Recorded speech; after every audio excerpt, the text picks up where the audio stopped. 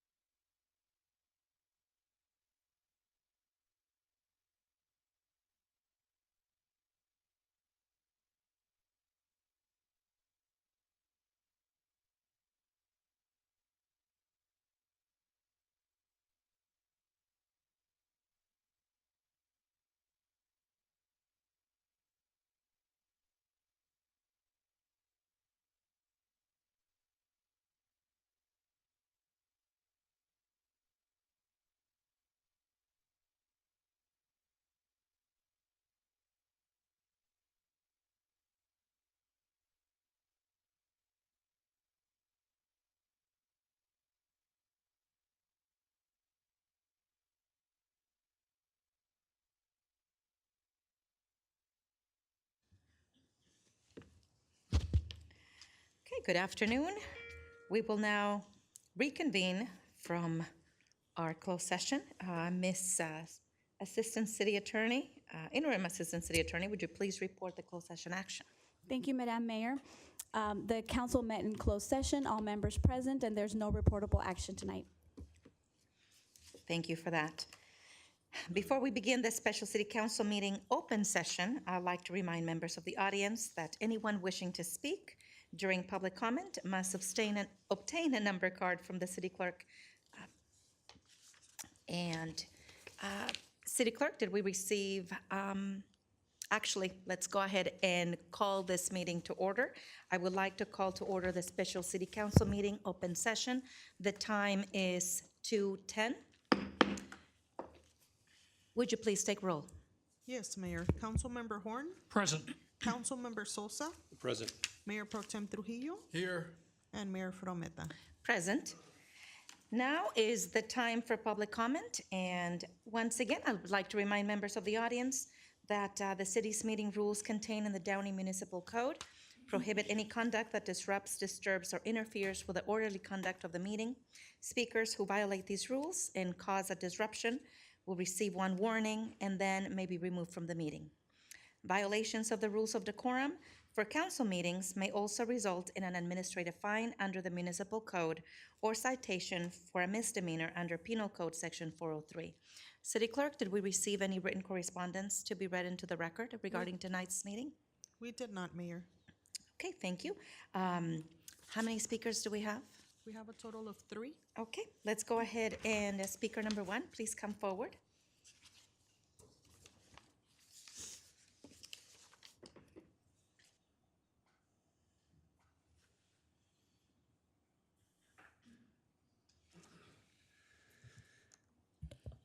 Good afternoon. Budget Good afternoon. talks. I'm talking. It's my time. Thank you.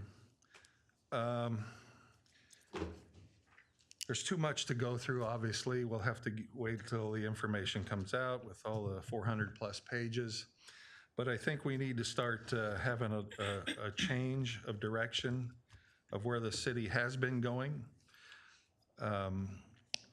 To raising fees 10%, increasing taxes, advocating for increasing taxes.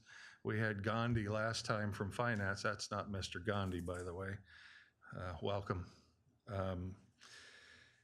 Up here advocating to raise our sales tax. We have a mayor along with the former assistant manager, John Escui, who has resurfaced, by the way, and advocating for a hotel tax or a transitory occupancy tax, and gaslighting us, telling us it wasn't going to affect us. We have friends of this council people at the feeding trough wanting to get general fund money. It needs to stop immediately. And we have evidence of that with the application for the new City of Downey sign for downtown Downey, estimated to cost another $350,000. I don't know why the DDIA is involved in any of these ventures whatsoever. I know the council has approved their existence. They need to be defunded and disbanded immediately. Stuff like that can be done by the Chamber of Commerce to help the businesses in this town instead of doing what they've been doing, which is virtually nothing for the businesses in this town. They have little ribbon cuttings and photo ops, but they can do more, and that should be their job. We need to stop all these little parties for the friends of the council people and these little groups, these 501(c)(3)s. They can get their own private money and they can write it off on their own income tax. We don't need to give them money from the general fund. Groups like Stay Gallery, Downey Arts Coalition. We need to stop funding this Downey Theater over here. This is one of the biggest boondoggles in California. We're wasting $800,000 a year with a 5% increase for every subsequent year for 3 years. If it can't make money, it needs to go dark. If you're gonna have us suffer through inflation and have to cut back on our stuff, then government needs to cut back on their stuff. We need only our lights, our streets, our police, our fire, and sewers. We don't need you managing our lives. Cut all of it out. Thank you. Thank you for that. Speaker number 2 may come up.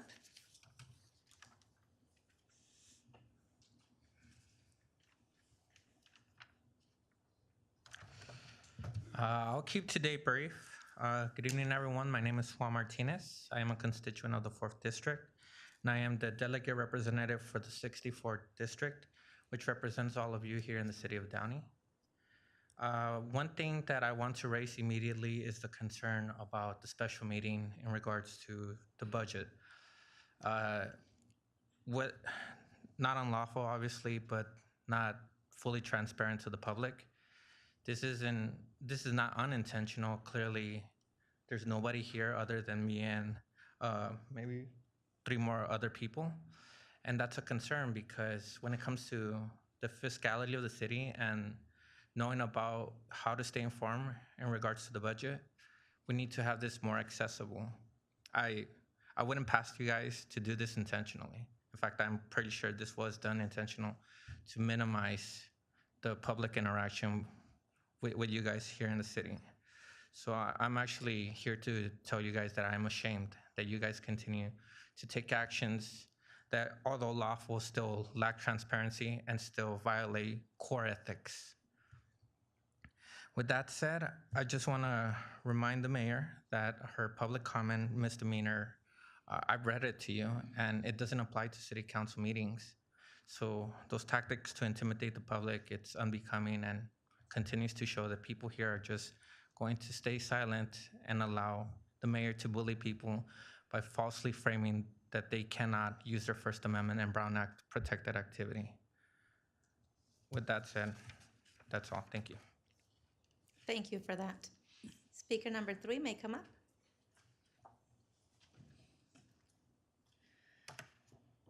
Good afternoon. I'm Brian Heyman. I live in the 3rd District. Madam Mayor, Council, and staff, it's a pleasure to be here today to talk a little bit about our budget. And I first want to compliment our new Finance Director for producing an excellent document in that budget. Very easy to understand. I love the graphics in it, and you're off to a good start, and welcome to the city of Downey. I'd also like to thank our Public Works Department in general. Right now, we have paving and sidewalk repair and curb construction and gutters going on all over the city. My entire neighborhood, almost in Orange Estates, has been repaved. It's fantastic. Thank you. And we're doing a great job there. I would like to point out one thing with the budget that I would like to be addressed. And it's not a criticism of code enforcement. Code enforcement does a fantastic job, but I believe they're understaffed. And although code enforcement is very responsive to many of the requests I've made, either by email or through the city request line, I think that they would do a much better job if they could be more proactive. I think they need more staff to be more proactive. I've lived in Downey about 22 years now, and when I first moved here, code enforcement was a part of the police department, and they had probably twice the staff that they have now. And I have to say they were more effective, it seemed, and more proactive when they were part of the police department. Maybe because the police department's a larger department, they were able to get more support for their code enforcement actions. Maybe their code enforcement documentation had a little more weight because of the police department behind it.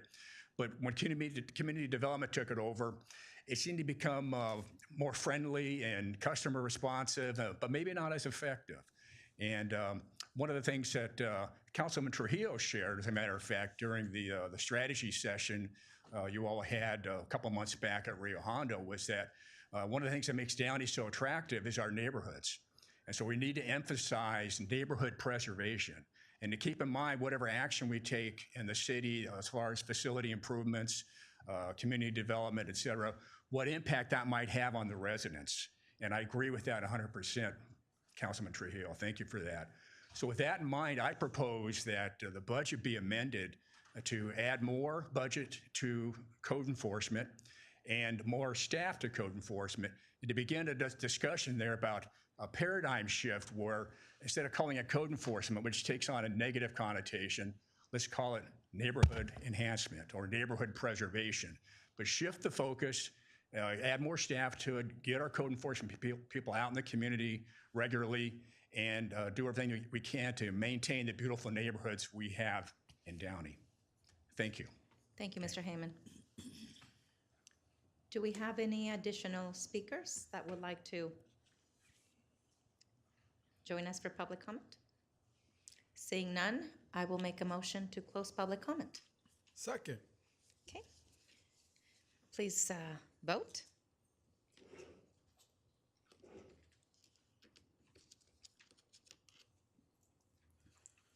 Okay.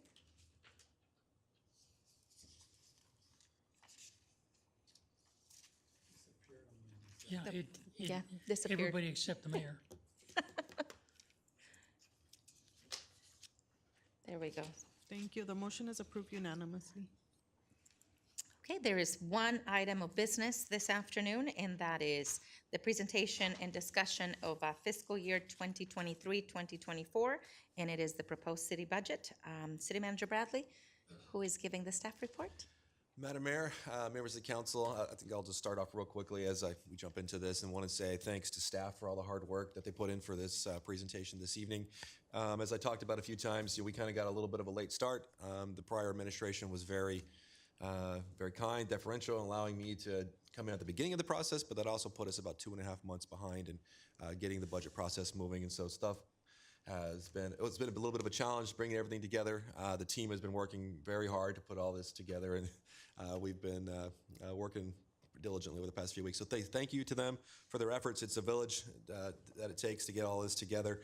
We will have Mr. Stephen Hanna, our finance director, doing the bulk of the beginning of the presentation. He'll go over some of the financial metrics that we're proposing as part of the 23-24 budget. I'll jump in a little bit and talk about the priorities that we have established with the council at our previous workshop.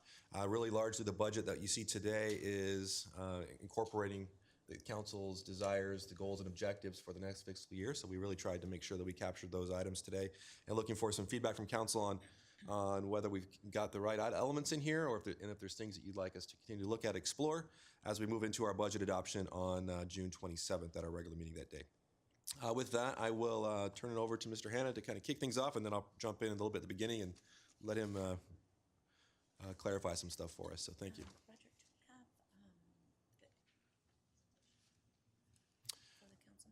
Yes.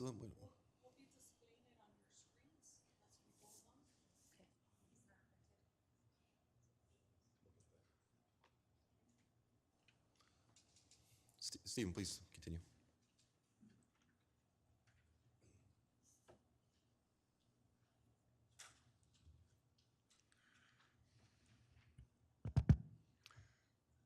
Good afternoon.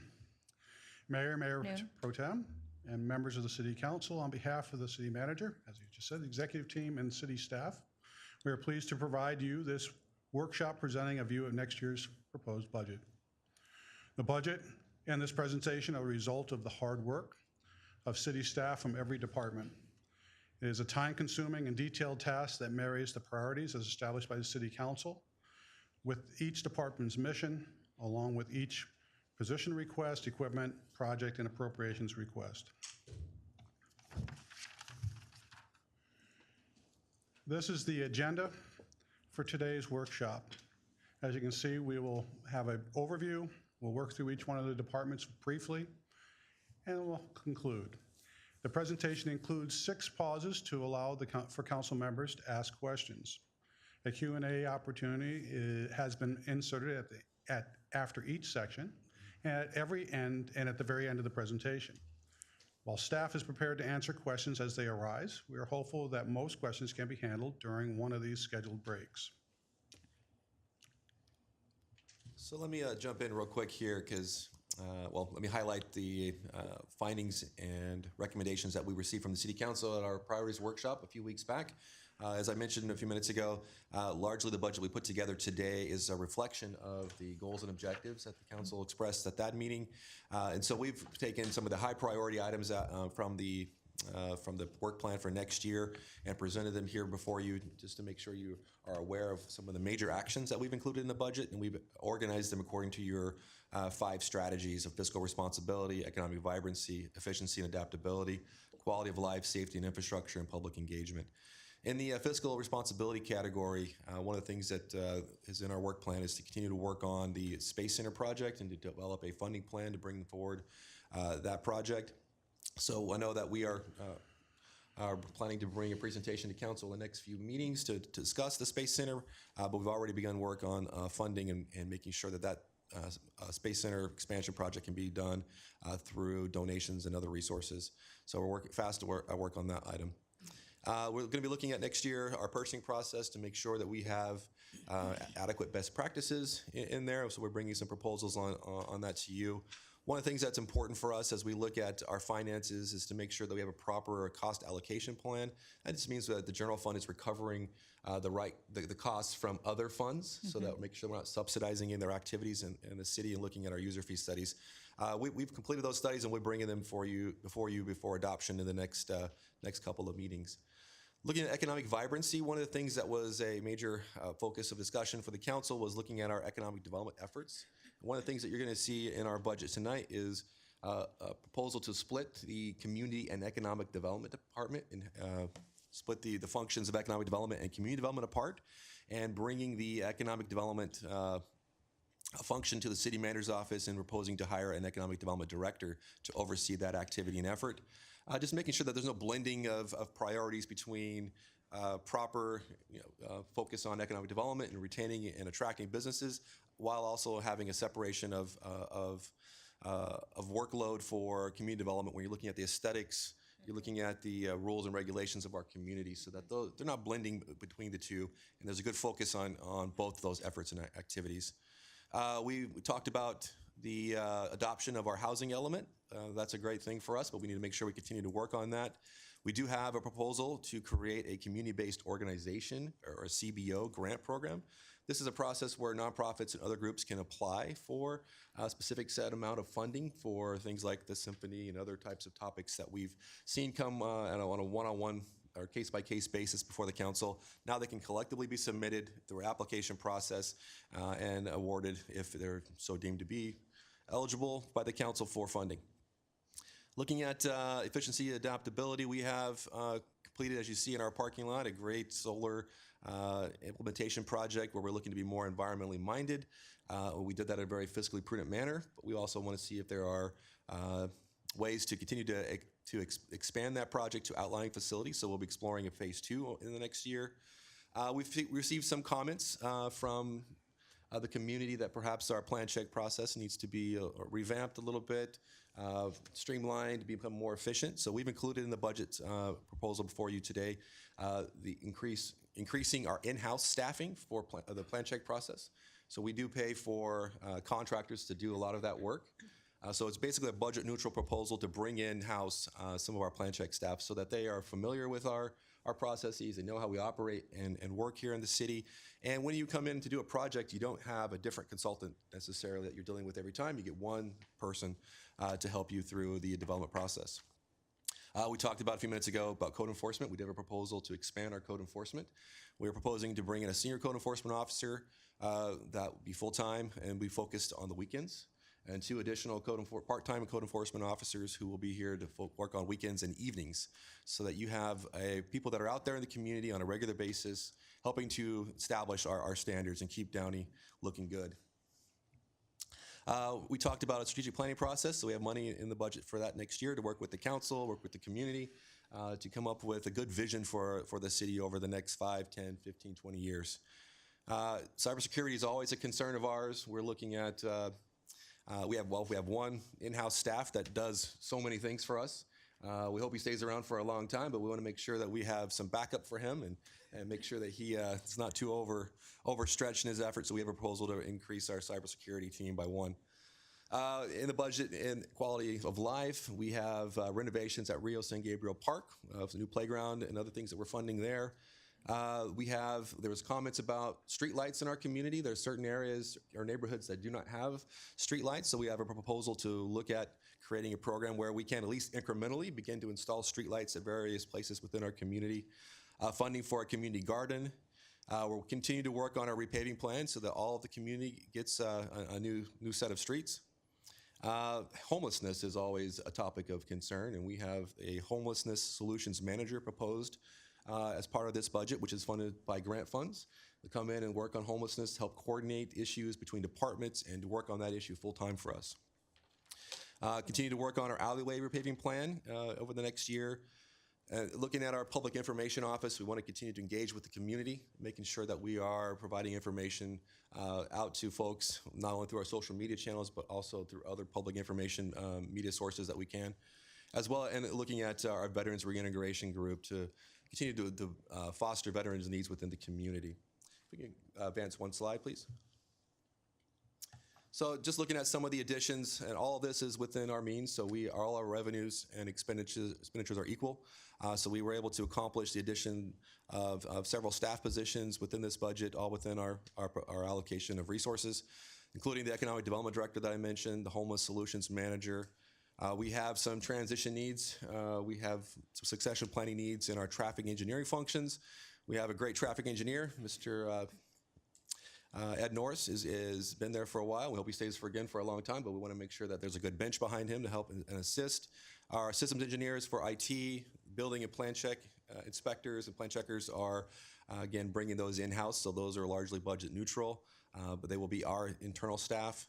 Code enforcement, the senior code enforcement officer, as well as 2 part-time code enforcement officers to help us to keep the community looking good. We're looking at in fire, which is along with our plan check process and our inspections, increasing our building inspector and fire to help with that process to make it go smoother. And just to make sure that we look at crime trends and ways to continue to improve our community. In our police department, we are recommending the addition of a crime analyst. And lastly, a couple other items that we'll just highlight quickly as I go through. We have a couple of reclasses that we're proposing in finance. So we have a couple of junior accountants. We're proposing to make them full accountants.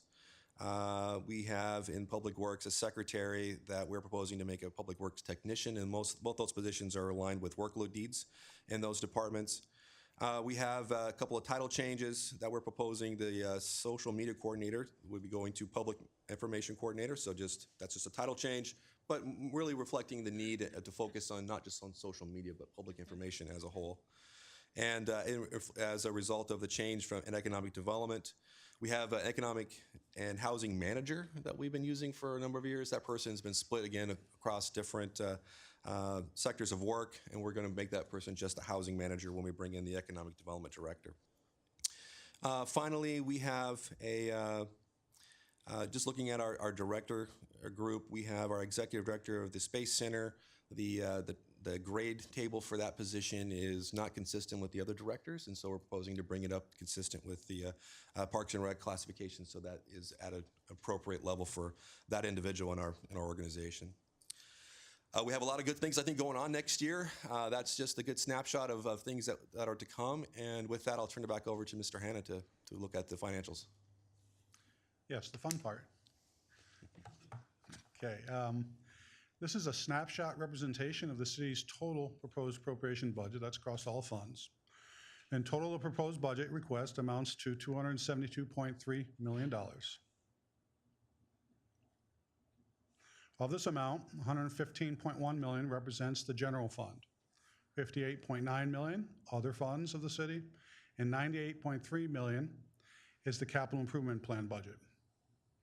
Appropriations requested for other funds are related primarily to resources that are legally restricted to specific uses related to those revenue sources.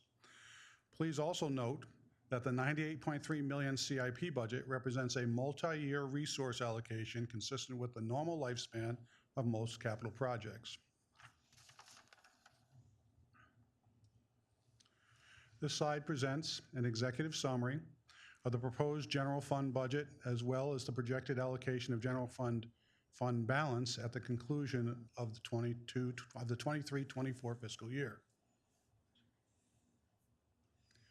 The general fund proposed budget includes revenues of $116.2 million, use of prior year resources of $2 million, and requested appropriations of $115.1 million. Assuming that all of our projections are 100% accurate, we would end the year with a $3.1 million budget surplus, or about 2.7% of estimated revenues. The $2 million use of prior year resources represents council's previously identified funding for the upcoming special elections. The fund balance section of this slide shows the projected makeup of general fund balance at fiscal year end. Fund balance categories have unique characteristics that relate to the availability of those resources.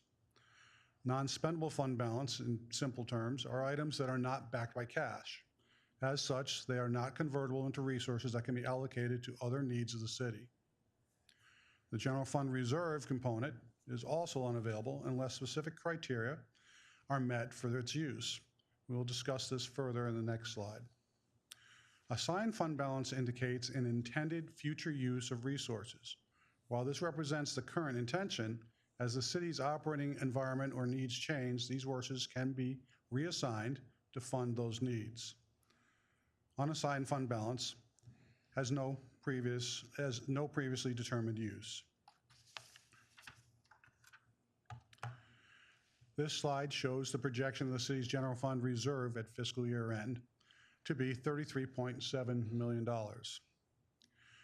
The general fund reserve is calculated by taking the average of the last 3 years of revenue and multiplying that amount by 35%. It consists of two components: the emergency reserve, which is set at 20% of the last 3 years of revenue, and the stability reserve, which is set at 15% of the last 3 years of revenue. The emergency reserve is maintained for the purpose of sustaining the city operations in the case of an unforeseen catastrophic event, such as an earthquake. The stability reserve was established to provide a bridge in the event of an unexpected significant loss of revenue or unanticipated major expenditure. We'll now move on to estimated revenues. This is a snapshot of the city's total proposed revenue budget, also referred to as estimated revenues. In total, the proposed budget projects revenues to be $221.1 million. Of this amount, $116.2 million represents the general fund, $74.3 million other funds of the city, and $30.7 is related to reimbursement-type grants that fund a portion of the CIP program. As with the CIP appropriations, the $30.7 million CIP revenues will be collected over the normal lifespan of the funded capital projects.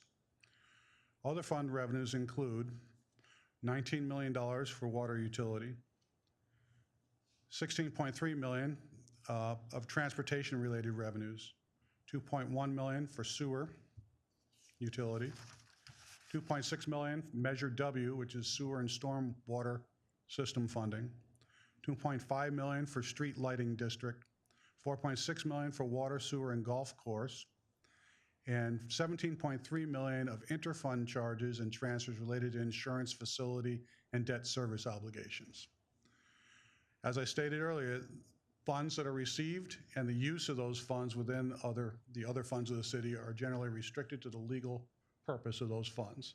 These cannot be used for general purposes. We'll now take a look at estimated revenues of just the general fund. This slide shows estimated revenues for the general fund for the upcoming fiscal year. In all cases, we have taken a conservative approach to ensure that these estimates are both reasonable and not overstated. Please note that current year estimates are not final numbers and may change before the final budget is presented for adoption. As the slide indicates, the combination of property and sales taxes, including Measure S, account for 64% of general fund revenues. We have projected property taxes to grow by a modest 3.1% over the FY 22-23 year-end estimates. Sales taxes, excluding Measure S, are projected to grow by 1%. We'll further discuss the sales tax in a couple of slides. Utility user tax is projected to decrease by 3.5%. This decrease reflects the effects of the change in the cost of natural gas on the gas and electric utility user taxes. The increase in transfers from and charges to other funds primarily reflects the impact of billings based on the new cost allocation plan and increases in liability and workers' compensation insurance. The charges for service increase of 12.5% is driven primarily by increases in enrollments in various parks programs as they continue their post-COVID recovery. Finally, the increase in other revenues is primarily the result of greater investment returns consistent with the rise in interest rates, one-time sale of land, and the increase in refuse tipping fees.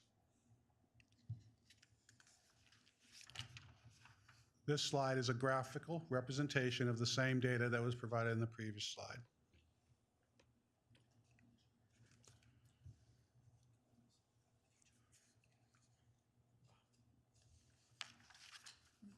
I'm sorry, Madam Mayor, if I could just inquire, are the Measure S funds in perpetuity, or do they have an I know the bond must have an expiration. The bond has an expiration. The Measure S funding has an expiration also. It's not in perpetuity.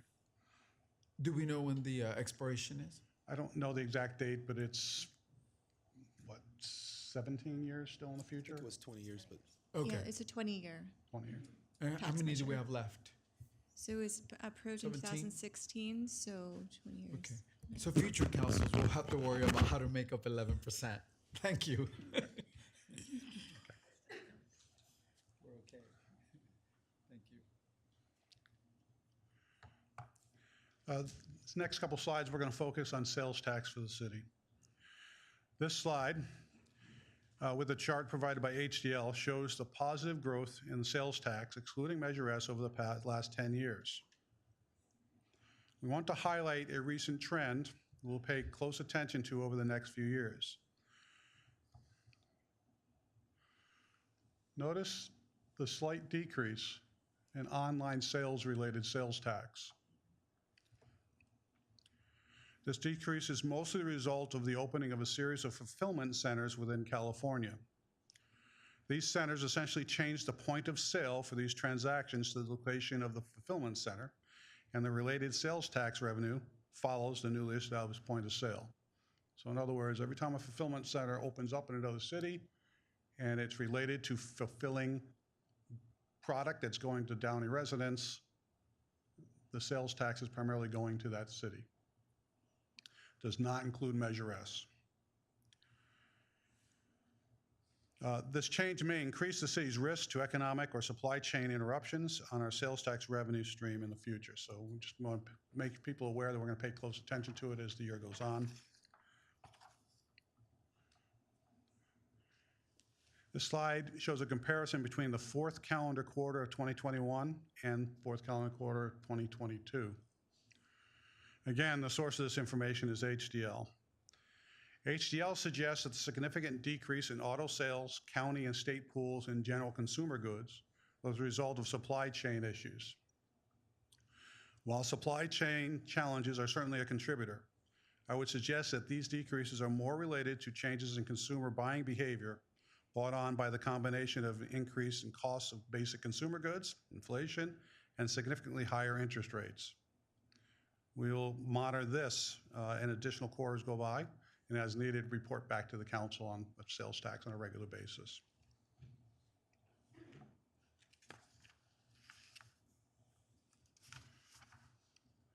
And now turn our attention to an overview of proposed general fund appropriations. Here we have a breakdown of the $115.1 million proposed general fund appropriations budget presented by expenditure type. Overall, the proposed budget represents a 2.6% increase over the prior year general fund appropriations budget. However, excluding transfers out, the increase is 7% and mostly a result of personal service costs, $80.5 million, or 69.9% of the total general fund budget. They reflect a $3 million, or 3.7% increase over the prior adopted budget. Materials and supply costs with a $10.4 million increase, or 14.4%, and contract service costs with a $10.9 million increase, or 13%. The cost driver for the increase in labor costs is mostly the result of recently approved MOUs. The cost driver for material supplies and contract services is primarily inflation and not significant increases in activity requested by departments.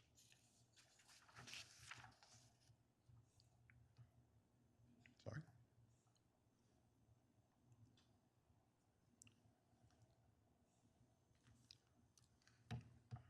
This slide shows proposed general fund expenditure budget presented by functional area.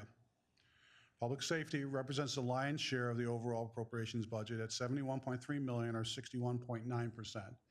And in general, the city wants to maintain public safety between that 60% and 66% range. Anything over 66% is a red flag to most of the rating agencies. Overall, public safety has increased by 5%, or $3.4 million, a rate that is below the rate of inflation.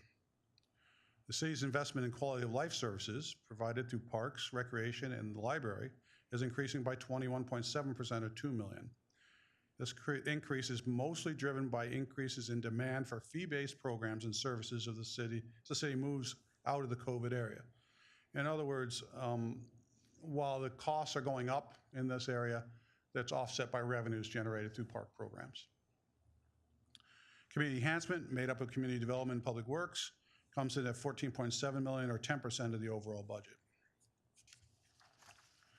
General government reflects an increase of $2.3 million, or 24.1%, which seems very large. However, significant cost drivers of this change include a $1.2 million for the upcoming special elections, $296,000 increase in SIACA services costs, and the addition of 3 full-time positions, 2 in the city mayor's office and 1 in information technology. If we eliminate the one-time cost of special elections, the increase in the general government falls to $1 million, or 10.8%.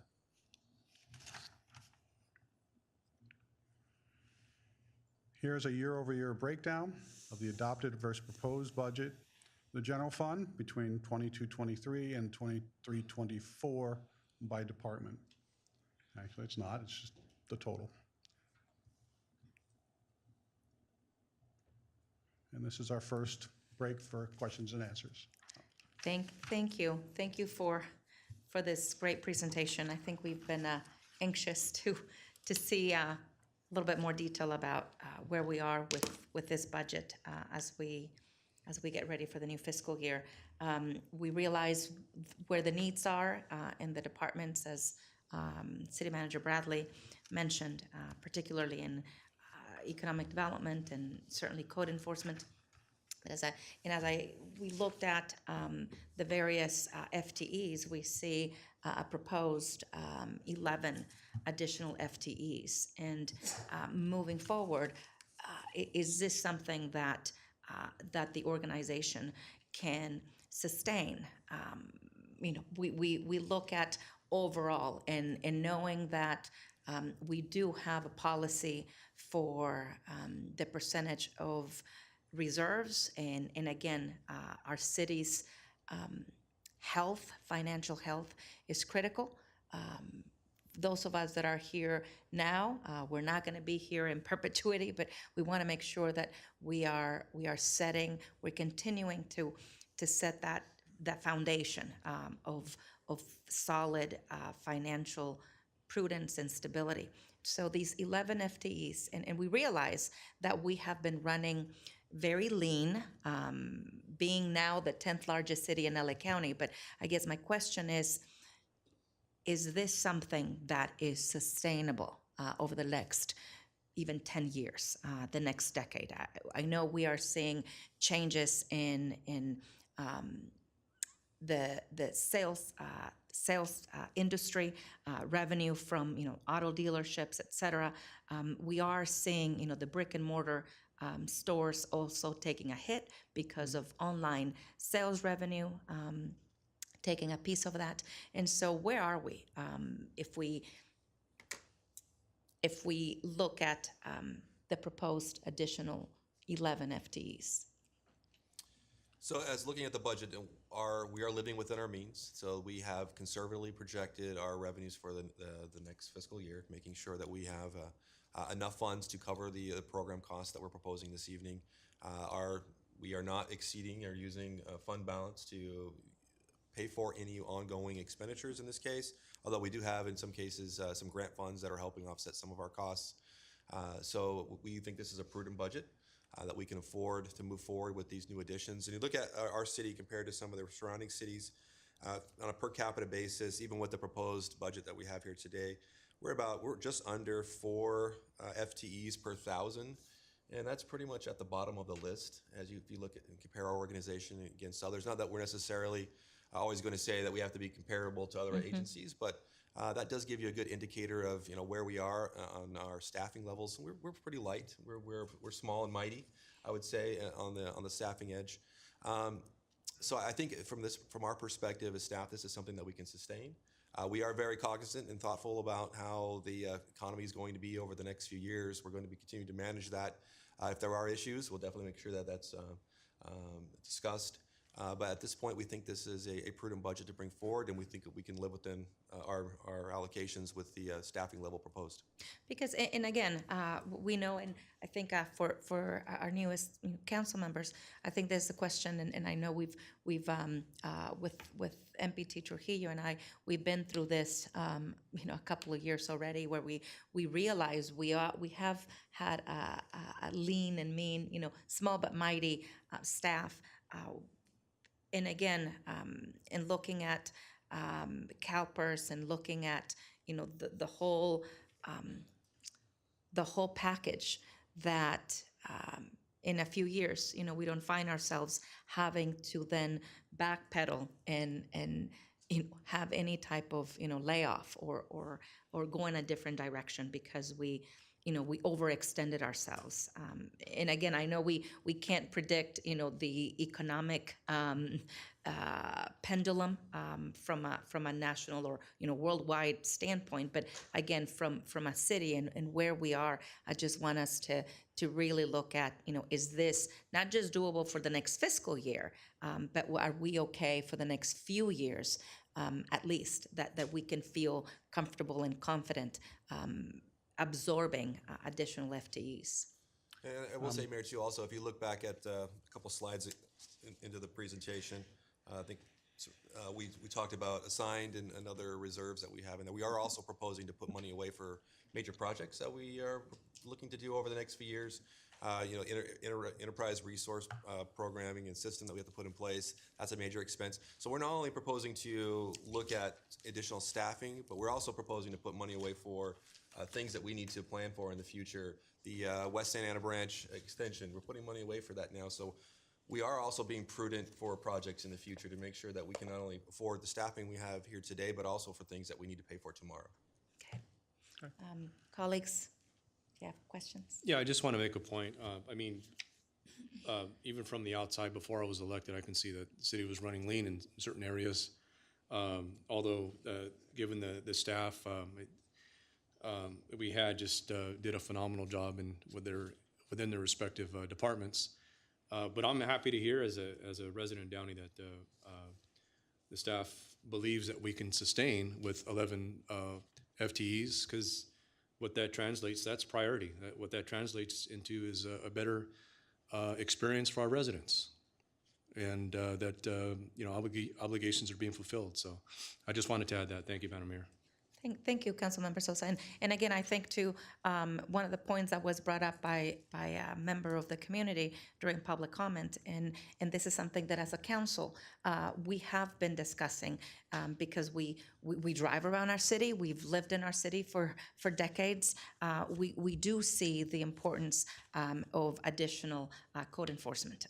We see as the city over the last 10, 15 years has grown, we do need to continue on that neighborhood preservation. We came to Downey, and we always talk about Downey continuing to be that aspirational city. Well, we do need bodies. We need people to assist, continue to carry the message forward. And Downey continues to be a city on the move. And we also want to emphasize and take this opportunity as we, these meetings are recorded and hopefully viewed at a later time, that yes, the great percentage of the budget for this city does go to public safety. And time again, the residents of this city have indicated to us that public safety is important to them. That's why the majority of our budget funding goes to fire and police. Nobody, the last time I heard, said I'm okay with, with less officers. In fact, we hear it more and more. we need more officers. And again, our officers are members of our community. They have also established relationships. That's what we have over 230 neighborhood watch groups in our city. And so all of this goes to say this is something that we value. And again, it's value for the residents. And that's something that we keep in mind.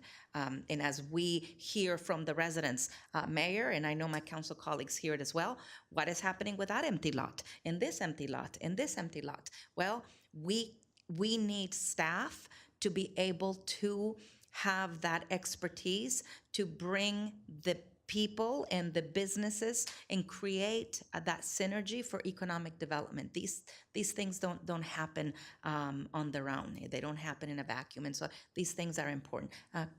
MPT Trujillo, you had some comments. First and foremost, I want to congratulate you, Roger, and your team. Well, hopefully I speak for the council. What a well-balanced proposal.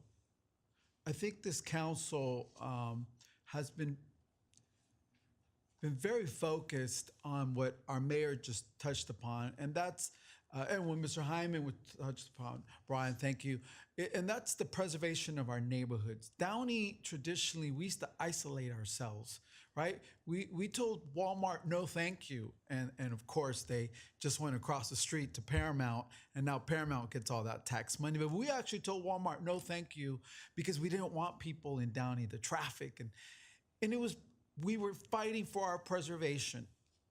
But with time, we had to give in to the desire for economic development, and we busted the gates open of Downey, and now we welcome people from all the surrounding cities, and Downey has become the destination in great part and to the credit of Gilbert Olivas and Aldo Schindler. You got to give them that economic development. They've created the go-to destination in the area. Kudos to them. That was their background. But as a resident, I thought that we have been neglected, that in an effort to bring in this tax base, which I now see we need, we had forgotten about us, the residents in our neighborhoods. And I honestly saw our city decay. And I've been talking about community development. What happened to community development? And it's so good to hear that we have a city manager who makes the distinction. And I'm not knocking anybody, but now that I sit here, I wanted to hear community development, and I think we're seeing that. Right, Brian? We're getting 2 more code enforcement, because Downey was known for the city. You don't want to park in our lawns because we're going to snitch you out, or somebody's going to come around and send you a little warning, because we don't operate from a place of punitive action. I love the community enhancement team. I also have wondered why we moved code enforcement from the police station across the street to City Hall. Maybe someday I'll get into the weeds of it. But I also wondered if that move, it was something that I was seeing reflected in our streets, the dumping. I felt like, well, isn't somebody who's on our payroll seeing the same mattress that I'm seeing? Did anybody from the city staff drive by this? And why wasn't it reported? Why do we always keep putting it on the residents? Why are we always, we have an app, we're trying, but let's be proactive. And that's what I'm getting in this budget. So I want to thank you for that. I love that we're addressing the planning. Right, Hector and I have talked to business owners, and that's the biggest complaint. I was just wondering, though, why 2 building inspectors and only 1 plan checker? I thought that maybe we needed more plan checkers versus building inspectors. And I don't know if it's my place to get into the weeds of these decisions, but maybe it is my place. Why 2 building inspectors and only 1 plan checker? I was expecting maybe 2 plan checkers, but I would like to know. We actually already have current budget vacancies for the building inspectors. They're just currently operating by contract. So it's ultimately just converting that contract back to full-time staff that's already outlined in the budget in previous budgets. So that'll be our first step to make sure that we're, one, bring those in-house, and then if we continue to, and we'll continue to monitor, set up performance standards. Right now, we do have turnaround times that we're trying to make sure that we live up to. We're going to track those over the next few months and look at customer service, do some surveys, and as we see a need, we'll definitely come back and talk about it if there's more we need to do there. And if I could just add one other thing. So on the building plan check side, we also are currently recruiting for a building official, which is the one who would be overseeing both the in-house and outside functions of the plan check. And we're also doing an RFP for those contract services. So it would be also serve the city well for that person to come on board and to see how those RFPs come in, to really do a cost analysis and see how we can continue to bring forth more plan checkers. Yeah, I like what I heard when you said that having FTEs will hopefully ease the perception that one desk doesn't know what the other desk is doing, right? I've had business owners who are like, Mario, I went over there and literally like one guy told me one thing in one desk, I went to the other one and they told me something completely. And I was embarrassed, because it looked like we didn't know what we were doing. So it seems to me that this plan check dilemma that we hear about, that we're constantly approached about by members of the community, is this big thorn in our side. And I've inquired from other city council members, is like, is this a big issue in your city? And yes, it is. So I want our residents to know that we're not alone. We're working on it, but because we're expensive, according to the statistics of our housing and whatnot, I want to make sure that we're able to say, yes, we might be expensive, but we're worth it, and you're going to get top service. So I really want to see the improvement of these complaints that we constantly get. And I will not accept, well, that's just the way it's always been. No, we got to change that. This is Downey. I'm expecting more. I'm hoping we could see a reduction in the complaints that we're getting constantly for business owners who say that it's a horrible process that they've gone through. But I really want to congratulate you on stepping up. You've heard our concerns, and I feel like you've delivered. So thank you for that. Really encouraged by the homeless. What's the position called? We're calling it right now Homeless Solutions Manager, but we'll have to pull together a formal title for that and bring it to you. Homeless Solution Manager, Downey. Fantastic. We're going to have somebody who is going to be the point person. It used to be Maria Rivas, right? Like Used to be Judy. Oh, Judy, yes. And it's so good to hear that we're going to have somebody who's coordinating our efforts, because believe it or not, I do believe that our city is at the forefront of attacking this big issue. It's the number one issue when we talk about public safety. Homelessness, it goes hand in hand. And Downey, I hope you see where our priorities are. We're going to have a homeless sort of like solutions person that we get phone calls, hey, I just saw a homeless person in front of Jack in the Box, right? So I'm like, okay, well, let me call Maria. But it's good to hear that we'll be able to have maybe a face, a name. Someone can go out to our neighborhood block programs, right? And say, this is the person that's going to help. We've seen an increase, particularly in District 3. We're hearing a lot of complaints. It's all over. It's all over. We hear you, Downey. We're working on it, and we hope that this budget tells you where our priorities are. We know what we're at. And of course, public safety, I echo the mayor's comments that we will continue to prioritize public safety. It's one of the best services that we provide. I think what any residents want from government is protection of their families and their homes, and our budget reflects that. It's good to see that. So I want to congratulate you overall. Just one last question. The CBO grant, the arts and culture groups, they did contact me. Thank you for reaching out to me. They wanted to be reflected, and here you are. This is the CBO, Community-Based Organization Grant Program. What's the amount that you're proposing to allocate there? We've put $100,000 into that to start it off, but that's up to the council's discretion if you want to change that amount. But I think we've seen approximately about 60 to 70 already being spent, so we kept it in that same ballpark. Were those 60 and 70 primarily on the State Gallery? I think that was inclusive of the Rose Parade, the float, the State Gallery might have been in there. Okay. Nope. sorry, go ahead. No, we're looking at past information, so looking at the Pride event, the symphony, and the Rose Float associations, looking at the total dollar amounts for that. Okay. Did we, I know at one point under the Levis administration, we were working with the community groups. They submitted some things. Did we tally all that up to see what it came up to? Yeah, there was a range between the proposals. It was going everywhere from 250 to about 750,000. But during that time, we were also discussing the development of a program and looking what other agencies done. So some of them can range from a couple thousand to about 10,000. So the $100,000 mark that we have budgeted could work for that. So if we see that as data, right, to give us an idea of what the groups would like, right? The bottom was 250. If you took it as all together, all the groups all together, the minimum was 250. Yes, but I'll just point out there was no criteria set up for that proposals of requests, and it wasn't approved by the entire city council. So there was no requirements or outlines or what the community benefits would be and those types of criteria, which is typically implemented.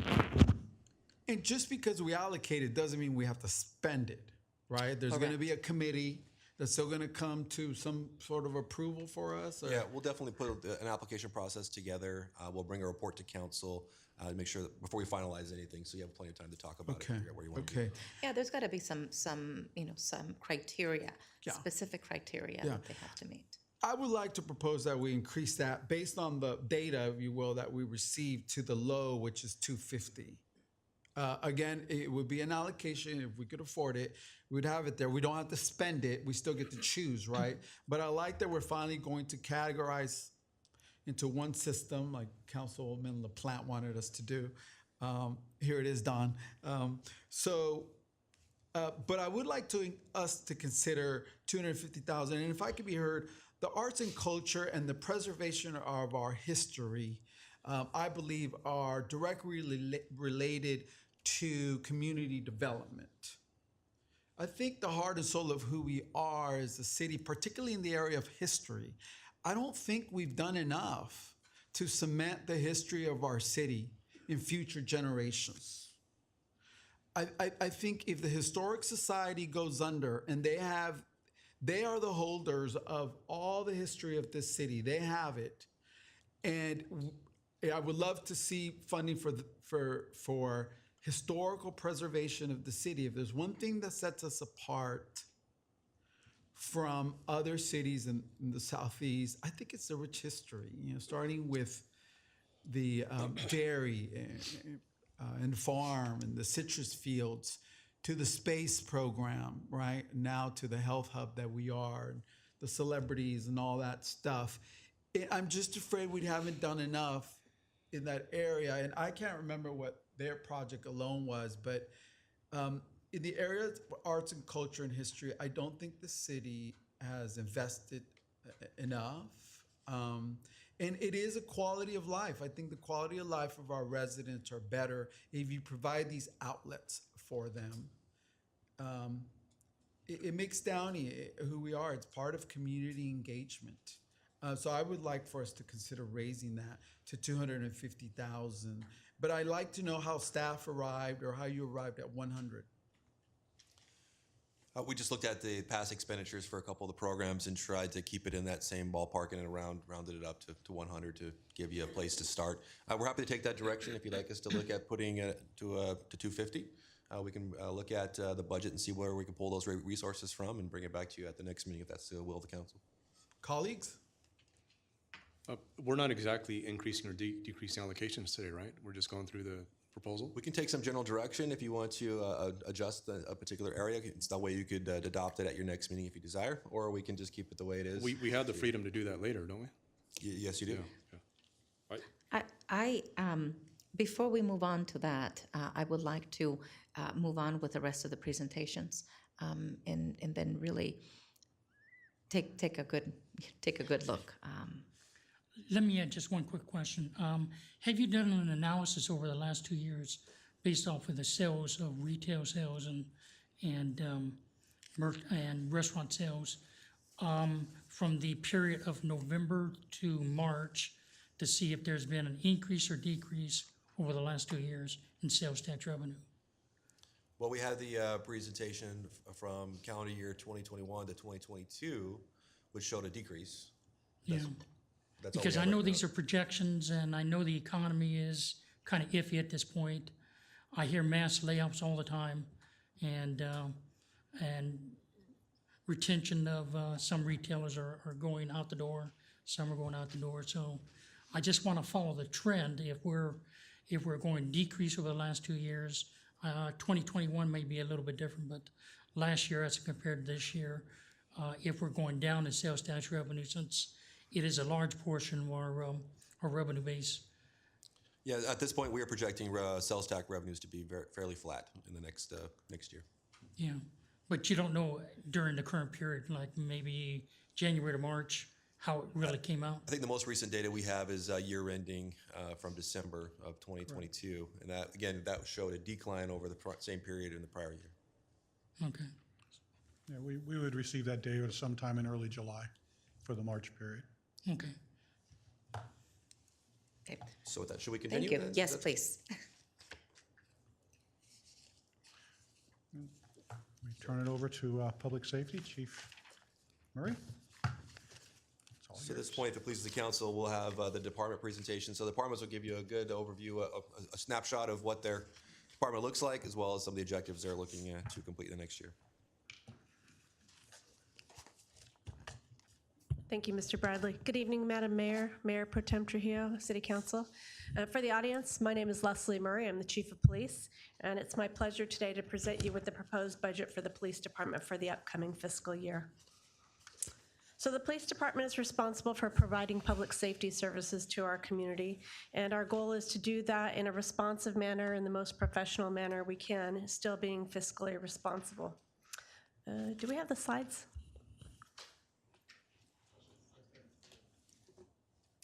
Oh, do I have it? I'm sorry. Thank you. So this budget just has a highlight of the numbers for the police department. Again, we have a very lean budget this year. The increases are mainly due to the cost of living increases, and I'll let you peruse that at your leisure. As I stated, we provide police services to our community and try to do that in a fiscally responsible manner while maintaining the highest level of professionalism, being responsive to our community needs. I'd like to give you an overview of our accomplishments for the past year, as well as go over some of our goals and objectives for the following year. So moving into this past year, we established a drone program, which has been very successful to us and helped us efficiently operate more efficiently. We hosted a 10-week youth academy and citizens academy classes to our community. And we got back to engaging our community in face-to-face events. And so we attended many of those this year, and we hosted a few of our own. Some of the most notable, our National Night Out last year, which is coming up again this year in August.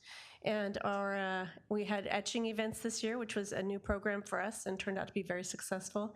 And then one of our favorites, our Shop with a Cop program. And then in an effort to address crime and community quality of life issues this year, we were able to establish and get 3 new municipal codes passed, those being the catalytic converter etching ordinance, the street racing ordinance, and the recreational vehicle ordinance.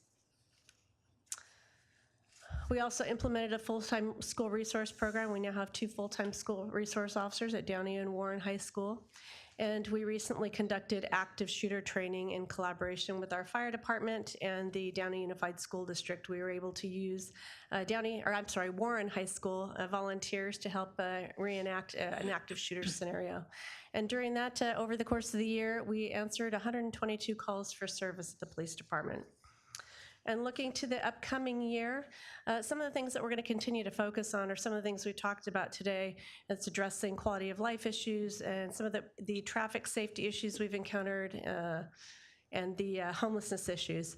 So the first thing on our list for goals and objectives, though, is implementing a formalized training plan for all department personnel. Looking to the future and keeping succession planning in mind, it's our goal and objective to provide the highest level of training to our staff in a methodical approach to not only meet minimum standards of training, but also to develop our personnel for future opportunities. We're going to continue our community outreach to the homeless, and we're going to collaborate with our partners over at City Hall, our nonprofits, to engage the homelessness problem from both quality of life perspective and as well as being proactive in our crime enforcement efforts. We're also going to be identifying and implementing strategies to enhance our traffic safety efforts, and that's with directed enforcement and educational campaigns to address the traffic safety issues related to pickup and drop-offs at our schools, street racing, and intersection takeovers. And then lastly, we intend to expand our drone program this year because of the success we've had. That concludes my presentation for the police department, and I'd be happy to answer any questions you might have. Thank you, Chief. As always, we appreciate the department and your leadership and the efforts to continue to engage with our community and certainly keep our community safe. I don't have any specific questions for you. I know that we have discussed exactly the goals and the objectives for the upcoming year, and certainly, while we would love to be able to hire more police officers, that's not where we are at this point in time. But we certainly appreciate identifying and implementing new strategies to enhance the traffic safety and education efforts. Colleagues, any thoughts, questions, comments? I do have a question, Chief Murray. Thank you for your presentation. How many police officers do we have? We're allocated for 124 sworn police officers.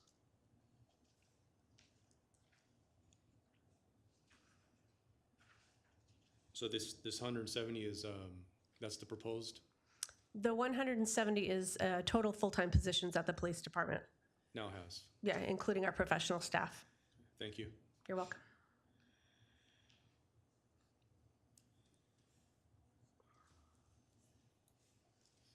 No? No questions. Thank you, Chief. Thank you. Thank you. Chief Hurlock will be next.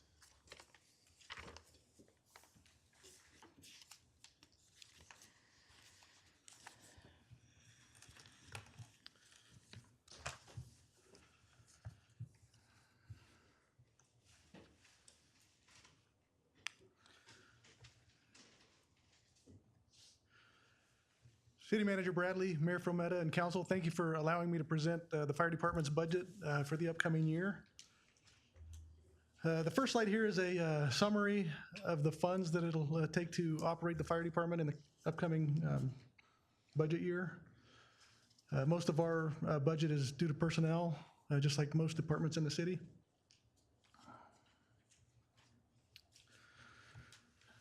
The Fire Department provides essential services related to fire prevention, emergency preparedness, emergency management, emergency response, hazard mitigation, and all this is accomplished through efficient utilization of staff, equipment, facilities, training, and public engagement.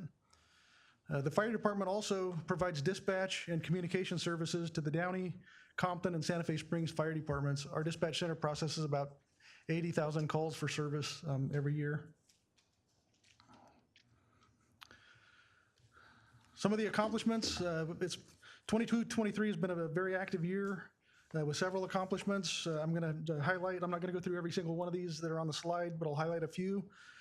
One of them is implemented a new records management system called First Due. This helps us to bring all of our information together in regards to pre-planning for emergencies. It helps us with paperless fire prevention inspections. It helps us with asset tracking. It helps us with national fire reporting requirements, and then it also gives us capability of automatic vehicle location services.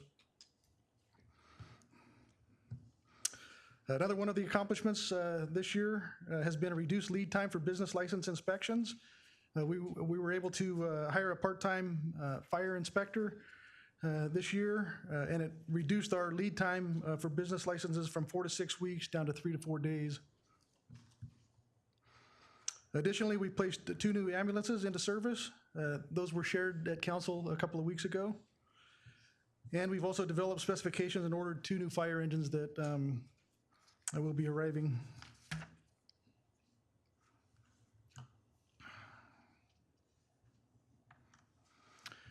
We've improved communications by developing a joint information group, which includes unified and consistent messaging from all city departments across various social media outlets, including Facebook, Instagram, and Twitter.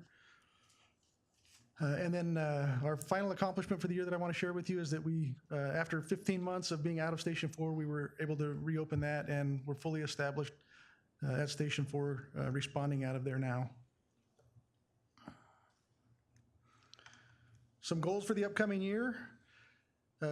First would be to develop and formalize a mental and physical wellness plan. Currently, we have a pretty robust physical wellness plan. We'd like to use that and parlay that into a robust mental wellness plan. Over the last few years, the fire service has seen a rise in depression-related issues like drug and alcohol abuse, and suicide rates have gone up as well. So we'd like to be able to provide mental care that some of our members may need as it relates to depression and other issues. We're also planning to implement our plan to upgrade our computer-aided dispatch system.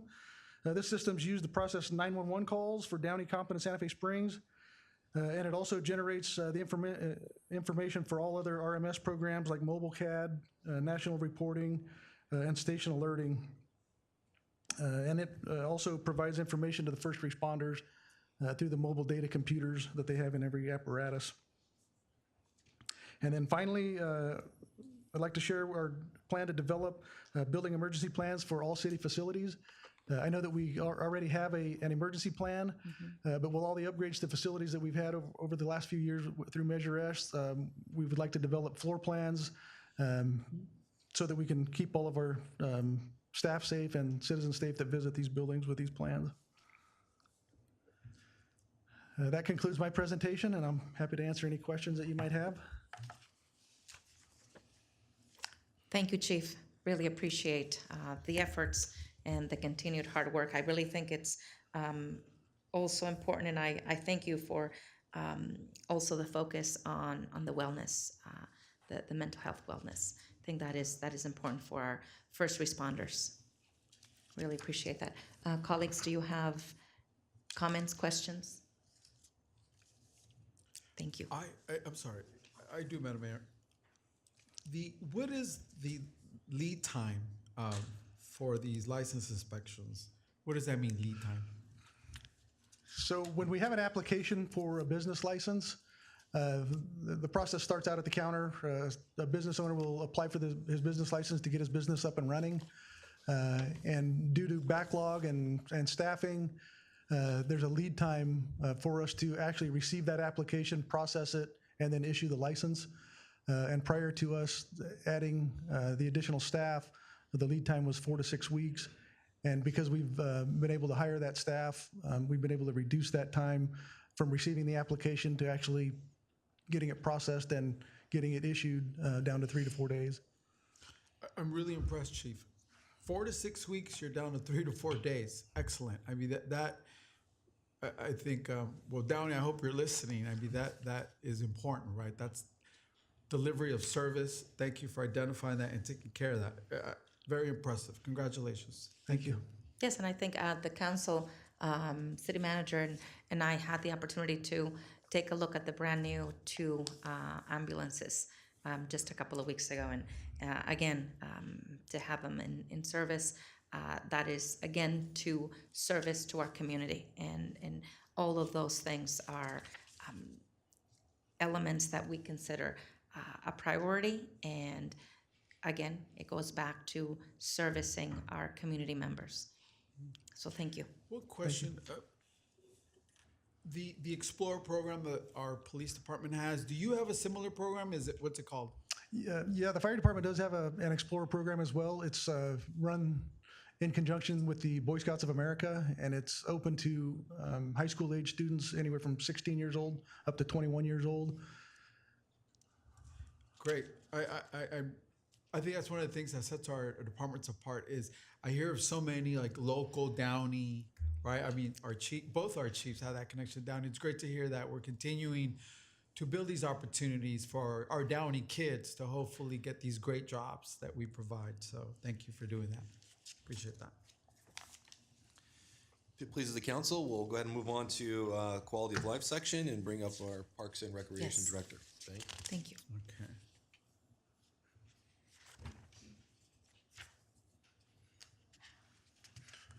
Good afternoon, Mayor, members of the City Council. Thank you for having me today. I will talk about the fun stuff. Parks and Recreation. This first slide is an overview, just a budget summary. We actually have 10 full-time positions, not the 9 that are noted, but the rest of the information is correct. Similar to other departments, our personnel is our major cost.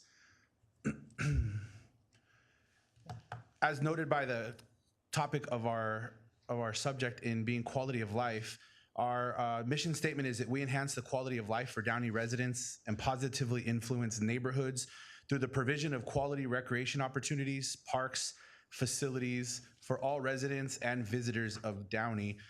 In keeping with that, some interesting numbers for you guys as council when people ask about why our parks are so great. We are on pace at the end of this fiscal year to have 2.8 million different contacts in our community. 2.2 million of that are general park visitors who come to our parks to walk, picnic, shelters, rent spaces, have sports, exercise. BJR alone has an attendance of over 115,000 this year. Our Downey Civic Theater will pass 85,000 visitors to the Downey Theater. Our Link bus system, 79,000 riders this year. Our Dial Ride, over 15,000. Our citywide special events will hit over 86,000 people. Our total number of rounds at our golf course is going to surpass 82,000 rounds, which is an all-time high for us. Our contract class participants, kids taking dance classes, adults taking fitness classes, will be over 31,000 people.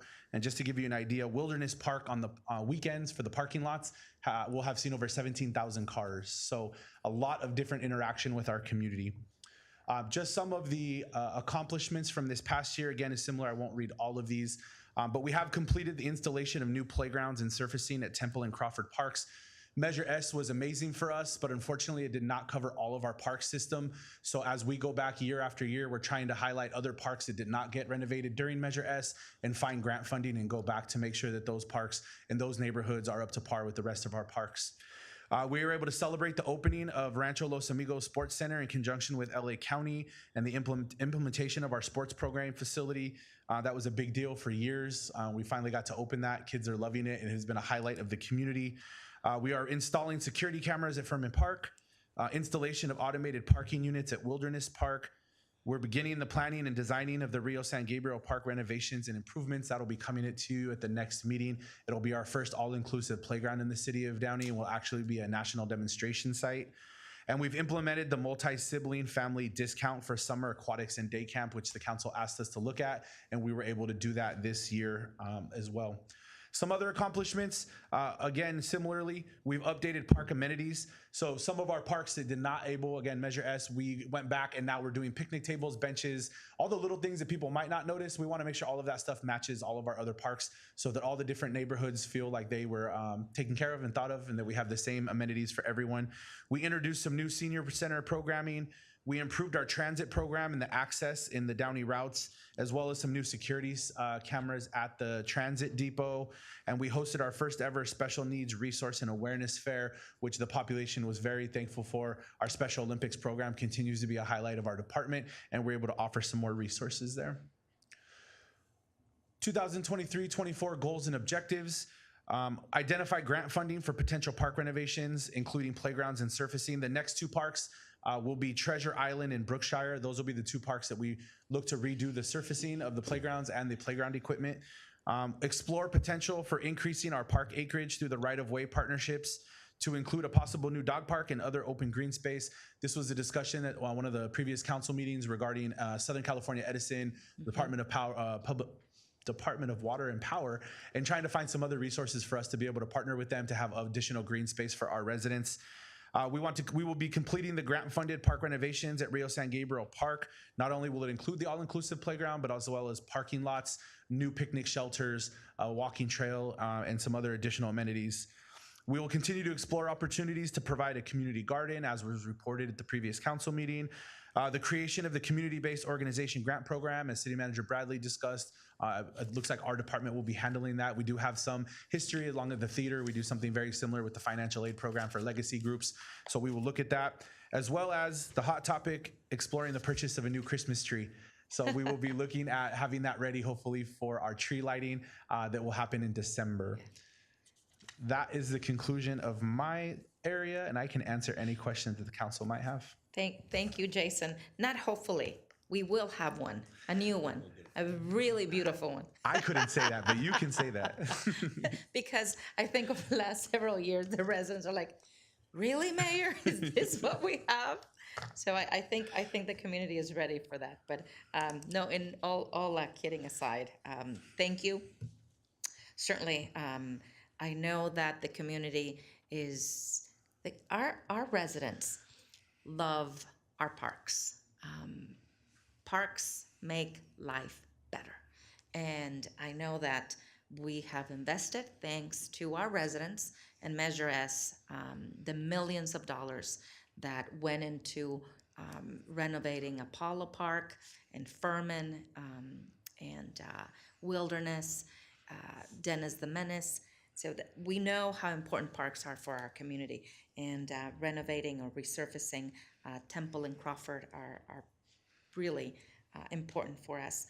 I think also, as you've mentioned, the installation of security cameras at Furman Park is really a win, because we have, especially with that walking trail, people use, of course, that park a great deal, and we know that that is something that the community has wanted. I think we need to also continue to explore, and we may hear back from the tennis groups, but I hear, and I know that I've been stopped at the grocery store, or at various restaurants, about the pickleball courts. Don't you say. People are just really, this is really a phenomenon. It's really taken off, and not just in this, I mean, a different place of the country. Pickleball is here, and it seems like we don't have enough space or enough time.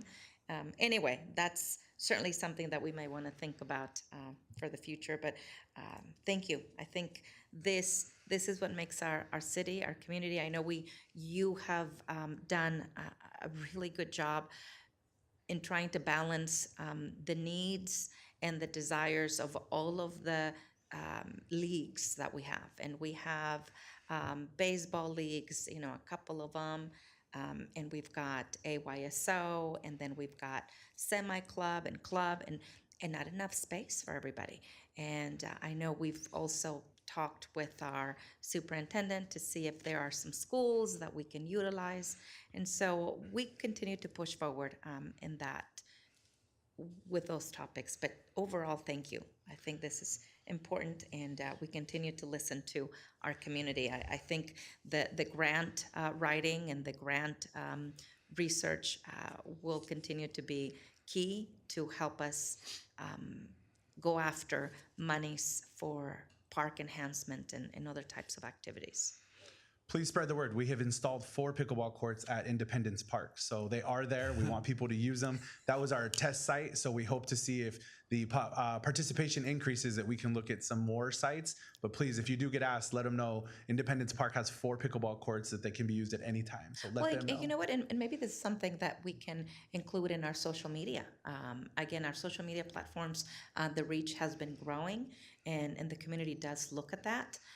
So that's something, and I know with summer months here, even though it's been May gray, June gloom, but at least we get some less sunburn exposure. Colleagues, do you have any thoughts, questions, comments for Jason? I do. We're getting concerns about Furman Park. God, what did I say last time? Lighting. They can't practice when it's dark. Blah blah blah blah. Have we looked into that? Does your budget reflect a request? I don't know if it would be your department or a different department. Are we going to get those lights? We do have that as a future agenda item, and that'll be coming back to you Yes. soon to talk about. Yeah. Great. Okay. So it's on our radar. Thank you. And I know, I mean, it's not on our agenda right now, but yes, and with that, I know the biggest concern was when the time changes, it gets dark a lot earlier, we want to make sure there's enough lighting. Balancing to that, of course, residents that live right behind Furman Park, they don't want to have these, stadium lights glaring into their bedrooms until 8, 9 o'clock at night. So we have to balance those two, right? We want to make sure that everybody is content and that there is that balance. So We're working with the baseball group there, Northwest Downey Little League, for them to do some canvassing and talking to their neighbors so that they have some buy-in and that opportunity and that partnership. We've done that for the last year and a half of getting that partnership with them and walking around and talking to the neighbors. So we'll have that in our report. yeah, because again, lighting doesn't mean that we want to promote late games into after 9 o'clock. However, 6 o'clock, 7 o'clock when it gets 5 o'clock when it gets dark after the October months, we do want them to play. And if we are going to try to do a dog park in the south side of the city, would that be something we would discuss for next year's budget, or is that going on as discussions for this year's budget? We have it in the budget to look for one next year. I can't remember what seed money we put in there. Do you have one? $35,000. That's right, thank you. If we were to get a space, that's what we were looking at, is about $35,000 for development, and it's a small space for us to be able to establish something there. Okay. And at some point, residents were complaining about our one existing dog park. Is it Gaffin? Is it former Mayor Gaffin Dog Park? Yes. It's named after one of our former mayors. Yes. The only dog park we Yes. have. I haven't had a chance to go out there lately. Have we made improvements? They were complaining about the water fountain, mud, and I think it was lights or The water fountain and the tree got cut back that was by the light, and then some of the renovations we're doing at Rio San Gabriel, I'm working with Public Works. We'll be trying to make that area just a little bit brighter. Thank you. Our parks are indeed one of the best things that we have in this city. Thank you so much. I'd just like to add, side note, pickleball is fun for those of us who don't want to embarrass ourselves playing tennis. I do play at Independence Park. I did, speaking of the lighting at Furman Park, I don't think it's necessarily completely all about darkness. I did run into somebody I just played this past week. Somebody was playing tennis at Independence Park, but they did mention that the specific lighting that you have at the tennis courts at Furman Park, it's hard to see the tennis ball at night. I'm not sure what type of lighting we have there. So I just want to add that. And I do have a question with respect to the renovation at Rio San Gabriel. What's the proposed timeline on that? Well, the grant that we have 2 separate grants, and they both have to be done by June of 2024. Okay. So we have about a year. Yeah. Are we looking at turf there as well, or? No, not at this time. Okay. As you guys are aware, the former landfill presents some obstacles for us that the dollar amount would be quite higher.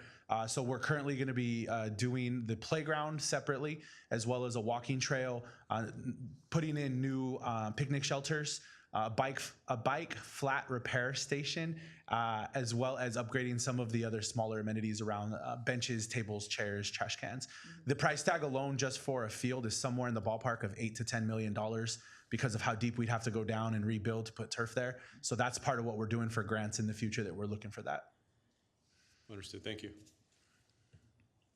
I got a quick question. Is there a projection for when we're going to have security cameras in all parks? Right now, we have a 3-year plan that we're looking at that hasn't been approved just yet. We're trying to go year by year, but our goal is at least 8 out of the 13 major parks. Some of our smaller pocket parks might need them, like Temple, which is very small. Yeah. But 8 out of our 13 major parks, we hope in the next 3 years to be able to have that, which we'll bring back to the council in the next couple of years. Okay, so your budget basically is just for Furman.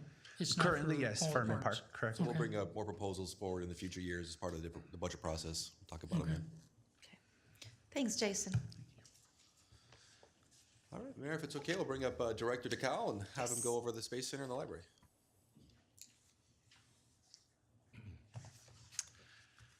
The funner stuff. You don't have a lock on fun. Thank you very much, Mrs. Mayor, City Council staff. Let me show you the accomplishments and goals for the Columbia Memorial Space Center in the next year. This is an overview of the highlights of our budget. It's in line with what it's been for the past few years. I do want to say, though, that we actually have 3 full-time positions at the Space Center, not 4. I think that was the one that you were missing, Jason. Yeah, exactly. We're just switching because we're the fun police. The Space Center, as you know, is a space museum and hands-on STEM learning center. Our mission is to ignite communities of creative and critical thinkers, and we do that through programs, which is a big majority of our work. That includes some of our field trips, outreach to schools, things like that.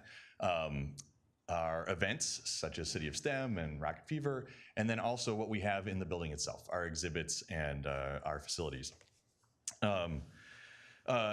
With that, we take some of the history of Downey, that aerospace history, and we push it into the future. We use that as a springboard to innovate and ignite the curiosity and the skills of the next generation of engineers, scientists, or just great people. This year was a great year since the past couple of years. We're finally clawing back to the pre-COVID times. The year started out with some uncertainty on whether field trips were going to come back to schools. Field trips constitute a pretty big percentage of what we do. But by this second semester of the year, we were full bore. In fact, this month right now, we're completely booked every single day with multiple field trips. So as of April, we are back up to around 65,000 engagements. About 20,000 of those are field trips. By the end of this year, that number should grow pretty significantly. Around 500 STEM programs were delivered by April, and our volunteers are highly engaged, which is great. Just a couple of highlights. We had 2 visits, actually, by astronaut Ellen Ochoa, the first Latina in space. She's really, I've heard that she's talked about us really well when she goes to astronaut meetings in Houston and stuff like that. We did have an exclusive Disney screening. They called us because they didn't call the Science Center. Those of you who've been around for a few years, you know that's my nemesis, so which is a great accomplishment to me. We commemorated the 20th anniversary of the Space Shuttle Columbia disaster, which is our namesake. And City of STEM was a great success. Over 22,000 people who attended that one day on April 1st, and we had Bill Nye the Science Guy there. Kind of moving forward, some of our highlight programs we've been growing. Girls in STEM Club, which started as a home club, has started to expand to now 6 other sites around LA County, and we see that growth continuing in the next year. Our early childhood program, which is a education program for adults or parents and kids that was co-developed with Caltech. We expanded that greatly to 10 sessions per week for 6 weeks per quarter. That means that we're doing morning and afternoon and some Saturday classes. We continued the design and development of the Space Center expansion project, which took a long time. And then we've begun on the foundation side. As you know, we have a private 501c3 foundation that's attached to the Space Center. We've been starting to plan the capital campaign for that expansion project. Some of our goals in the next year, like I said, we want to complete the design development of the Space Center expansion projects. We also want to use some of the grant money that was given by the state of California to do a complete AV upgrade of our current building and also redo the robotics lab. That's the only public robotics lab in LA County, and it needs a little upgrade. And that's all being paid for by outside grant money. We also want to bring back a great program. We had about 3 or 4 years ago, we had partnered with Southern California Resource Services for Independent Living, SCRS, to develop the first STEM program for individuals with developmental disabilities. And that was for age group from about 15 through 25. It was a great program, and we want to bring it back this year. And then, of course, we want to continue to support our staff. Those 3 full-timers are backed by about 20 part-timers to do all this work, and we just want to be able to bring them on board in a better way. Also, of course, we want to complete the planning and implement the capital campaign through the Space Center board. That is my presentation for the Space Center. I can move on to the next one. Thanks, Ben. No, Sure. just really quickly, thank you. Sure. I think you know how much we appreciate your work and your efforts. And I think we've talked about, again, the transition for Downey and how proud we are of our space history and where we are now as a medical hub. But at the same time, having our own school district and over 22,000 students. Councilmember Sosa and I are part of the city and school district task force, and how crucial it is that as our district prepares the next generation for 21st century learning, that we continue to make this city this lighthouse, and we play a pivotal role in this region for continuing to foster not just the space exploration component, but STEM, careers in STEM for our young women and boys. And so Downey, as Downey, and people may not realize the importance of Downey's footprint in space, and we need to really expand and be better storytellers of our history and how important and how vital and how critical this space expansion is for the education and for the future of STEM careers throughout this region. And so I think that the work that you do and the goals and the projects. And as you mentioned, I don't believe people know that this robotics lab is the only one in the county. I think a lot of people think because of our proximity to Exposition Park and the various museums in Exposition Park, they assume that, they have it all there.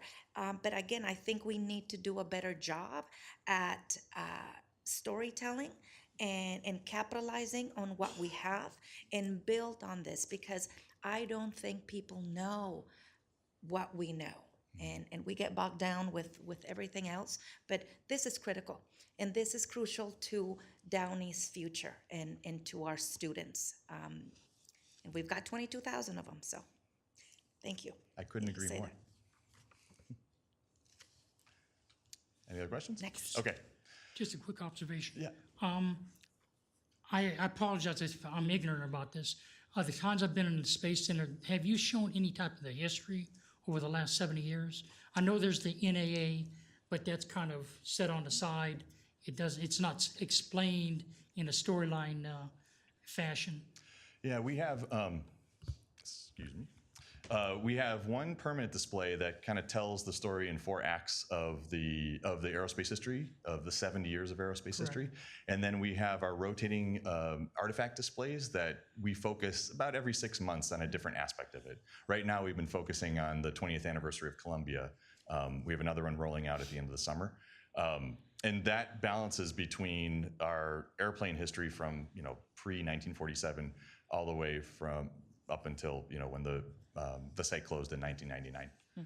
Okay, because that goes a long way in disclosing to everybody that visits that we have a longer history other than just the Columbia.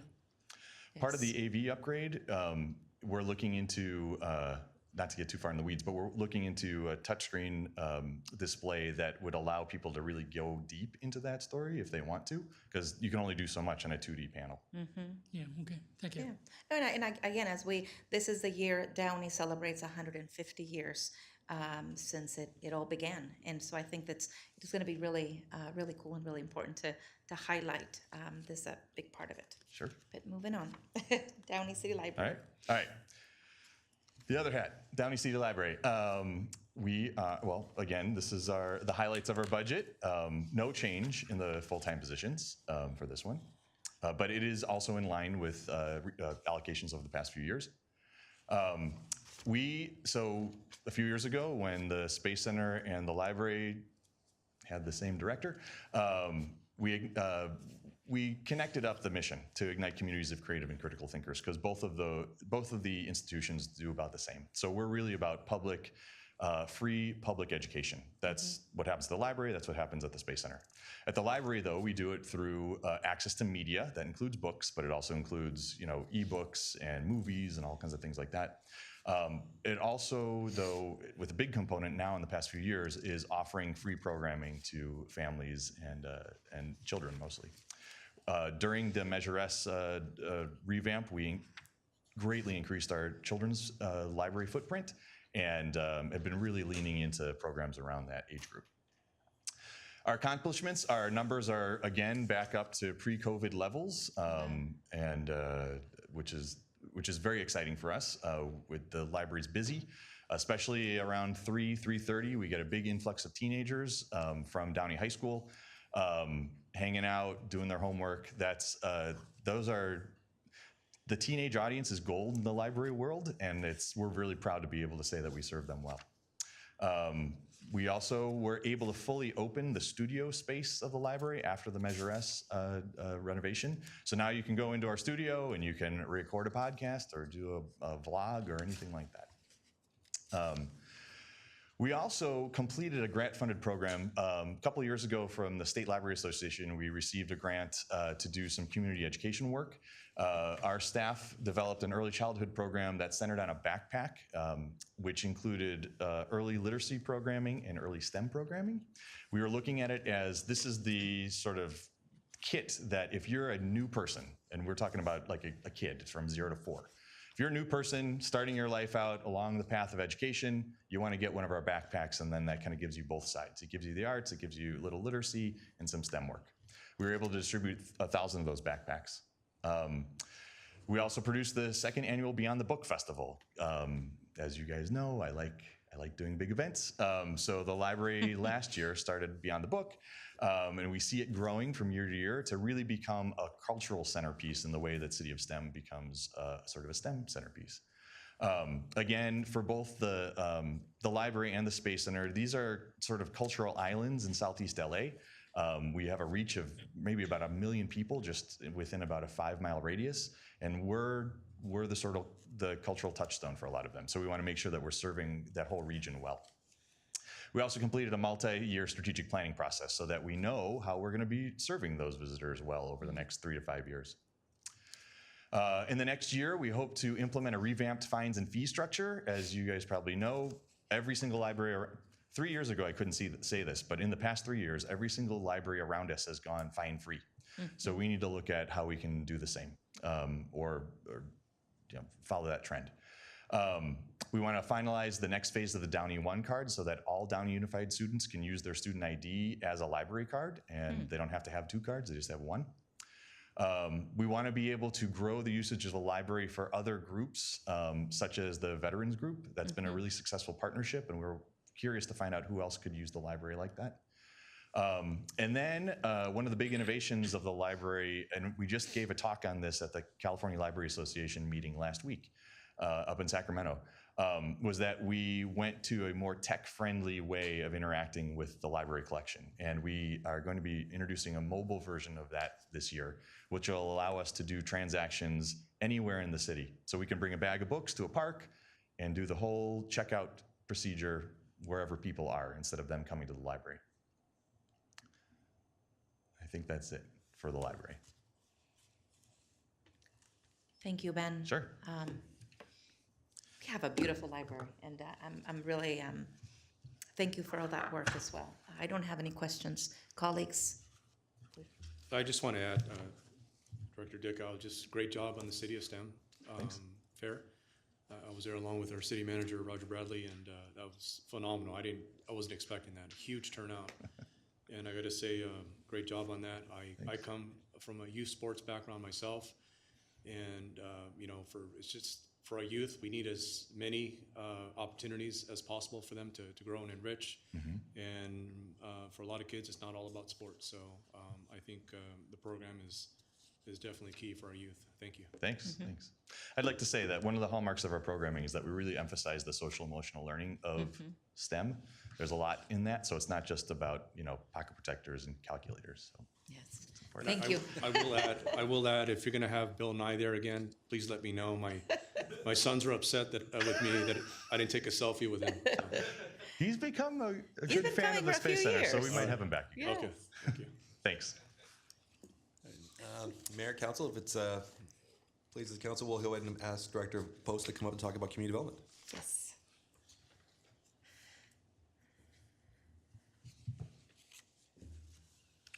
Madam Mayor, members of the council, my name is Greg Post. I'm the interim director of community development, and I'm very happy to be here today to present our budget for you.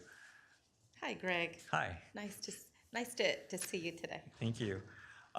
Just real quick, budget highlights. It's indicated here is 24 full-time positions. That includes the 4 additional positions that City Manager Bradley noted. And additionally to the 24 full-time positions, we have 2 part-time new code enforcement positions that we're adding as well. The total budget of $9.3 million is just slightly a little bit more than the current budget of 9.1, and actually less than what it's been in prior years. Some of the essential services provided, Community Development Department is really about the preservation, enhancement, and improvement of the community. We're basically focused on making sure that all development activity meets the goals of the community. We issue all of the permit activity for all kinds of development on private property, residential as well as commercial, everything from a water heater permit on your home to a new addition or a house to tenant improvements for a new tenant coming into the city. We're also responsible for our code enforcement activity to ensure the property is being properly maintained, meeting the municipal code, and is being enforced. And we also administer a lot of services to our low mod income residents within the city through our CDBG and home grant funds. Regarding accomplishments, one of probably the significant accomplishments that we did last year was receive certification from the state for our general plan housing element update. That's significant because it provides more local control for the city of Downey and its future development. We also continue to encourage the use of downtown by working with property owners on new businesses coming in town and new development, as well as attracting patrons to downtown through our processing street closure permits and events.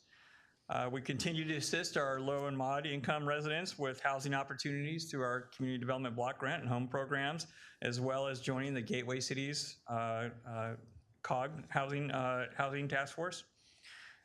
We assisted residents and businesses through the COVID-19 pandemic, as we had done in the prior years as well.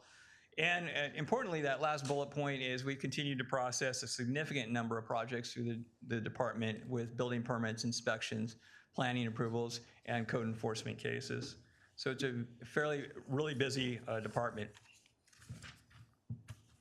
Looking forward to the goals and objectives for the next year. I've been here for about 10 weeks now, and I've heard definitely with council priorities, and I've heard from the community as well about the need to improve the entitlement processing within our department, as well as the code enforcement division processing.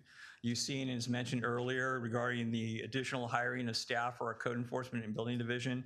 This will be very important, as City Manager Bradley mentioned, about providing more evening services in code enforcement, as well as weekend services in code enforcement. It'll allow us to process code enforcement cases actually in a more efficient and quicker manner. Also, by bringing our contract staff in the building department in-house, it'll improve those efficiencies with plan checking processes. Also, improving the coordination with the community, as we'll have in-house staff that's be more readily accessible by the community. Of course, in improving those efficiencies, we're also going to be continuing to improve our electronic permit processing and filling a lot of our vacant positions that we currently have right now. Other accomplishments or goals that we're going to be working on are bringing our historic preservation policy back to the council for direction and looking at whether or not the council wants to go look at a broader historic preservation policy within the community. So bringing that issue back to the council. Importantly, implementing our housing element. While we did get certification from the state, now comes the effort of actually implementation of that housing element, which involves quite a lot of zoning changes and general plan changes. That's going to be a significant process we're going to move forward in the next year.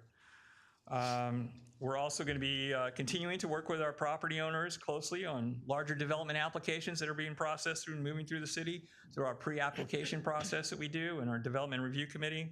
And of course, continuing our programs to assist our low and moderate income residents and the transit community through various funding sources and grants that we receive.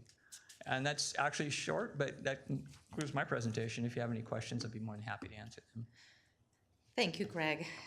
Certainly, you know, you've been here all of 10 weeks, and we really appreciate your work and this presentation.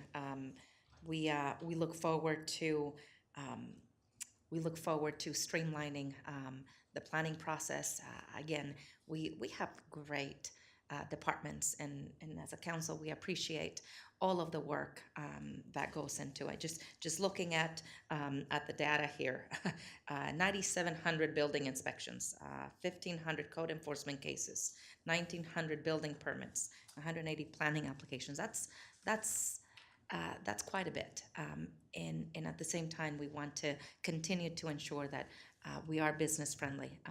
We are Downey, and we do have high standards, and the standards are not going to change. But at the same time, we do want to make sure that there is cohesiveness in that there are people that are giving information that is accurate and it is right the first time. And so we appreciate that. Thank you very much. Colleagues, anything else, or should we move on? Let's move on. Thank you very much. Public Works is next. Thank you.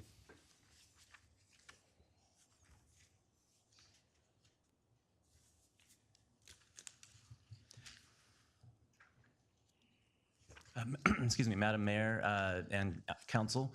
I'm Matthew Baumgarter, new Public Works Director. Pleased to be here today to present to you on the Public Works Department's budget. Welcome. Thank you. One thing I just wanted to mention right off the bat, just a quick note, this slide has been updated in the agenda packet, is corrected online, and copies are in the back for members of the public. Just a quick review of our budget highlights here. You know, most of our general fund costs go towards our personnel and materials and supplies. But if you look over, we have quite a large number of all other funds, and most of that is made up money going towards our capital improvement projects, made up of special funds and our enterprise funds, and those also go towards personnel and material and supplies. Public Works, as you know, Public Works oversees road, water, sewer, drainage, and sidewalk infrastructure. Staff also maintains the city's vehicle fleet, public facilities, our growing urban forest, and parks and recreation facilities.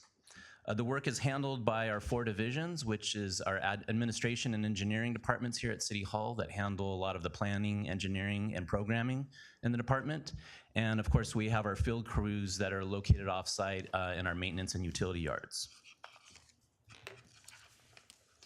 Looking at some of our 2022-23 accomplishments, we completed 16 projects with a total cost of $24 million. Looking at our residential streets and pavement rehabilitation in areas 2, 4, and 8, just wanted to highlight that we completed 31 miles of paving this year. There was also pavement rehabilitation at 5th Street between Brookshire and Lakewood Boulevards. And our alleys program saw north and south of Stewart and Gray pavement rehabilitation between Patton and Lakewood Boulevard. We have our annual miscellaneous concrete repair project and ADA improvements in Council District 4, as well as along Lakewood Boulevard. We completed the fire station number 4 reconstruction project, a number of water system improvements, and again, those are typically tied very closely to the paving projects. We come in and do those works. We did that along 3rd Street, Cole Street, Pellet Street, and Ryerson Avenue. Rehabilitated 3 of our groundwater wells, and did a lot of work with our sewer mains. 100 miles of sewer mains makes up about 50% of our total collection system, so we were able to get out there and flush and clean half of our sewer mains in the city. Installed a new space counter at our parking structure, and installed a new entry monument sign at Lakewood Boulevard and Rosecrans. Some other accomplishments include 3rd Street pavement rehabilitation, which we're getting ready to start construction on that fairly soon in the next couple of months. as well as looking at starting up the Lakewood Boulevard traffic signal upgrades. In terms of our maintenance work, we planted 240 trees and trimmed 8,800 trees, which makes up about 40 to 45% of our total tree canopy. We upgraded irrigation at Cemetery and Crawford Park, and 480,000 square feet of graffiti removal, which is roughly 11 acres. And that's accomplished typically through same-day response time. So our staff is very proud and respond very quickly to any sort of notification of graffiti that needs to be removed. Also just want to highlight we had a little over 5,700 work order and service requests that were received and filled in the last year as well. Looking ahead at 23-24 goals and objectives, still focusing on a lot of infrastructure work, intersection improvements at Firestone Boulevard and Lakewood Boulevard, which we plan on being in construction in the fall, as well as completing design at 3 other major intersections, Paramount and Imperial Highway, Lakewood Boulevard and Florence Avenue, Lakewood Boulevard and Imperial Highway. There's Woodruff Avenue pavement rehabilitation, which will be from Firestone to the southern city limit. Residential streets pavements, and I'll highlight that this is for areas 6 and 7 and an additional 33 miles of paving in the coming year, as well as alleys north of Foster Road, which is south of the 105 freeway. We'll be completing construction of Firestone Boulevard and Lakewood Boulevard water system improvements and completing design of the Furman Park stormwater capture and infiltration improvements. And then finally, we'll look at working on several parts of our Downey Bike Master Plan, which includes slurry seal and striping of several parts in town, citywide transit priority system, and citywide pedestrian plan, just to look at a lot of our transit improvements. And continue flushing an additional 65 miles of sewer mains, doing a lot of video inspection of those mains to stay on top of maintenance, and doing those spot repairs as needed, so we can just make sure that we're staying ahead of all of that. Trimming an additional 8,900 trees and planting 250 trees to stay keeping our urban forest in good check. Establishing a streetlight installation program in neighborhoods that don't already have them, and exploring the feasibility of repairing the HVAC at Barbara J. Riley Community Center. And with that, I'm happy to answer any questions. Matthew, thank you for this presentation. There's no question, once again, as we celebrated recently Public Works Week, that Public Works really is, you are the life of this city. And the people that are doing all this work really are to be commended, and they really are the everyday heroes of our city. I'm just blown away by the numbers. 11 acres, or 480,000 square feet of graffiti removal. That is significant, as well as the 40 to 45% of our overall tree canopy. That is also really significant. And the 31 miles of streets repaved and or rehabilitated.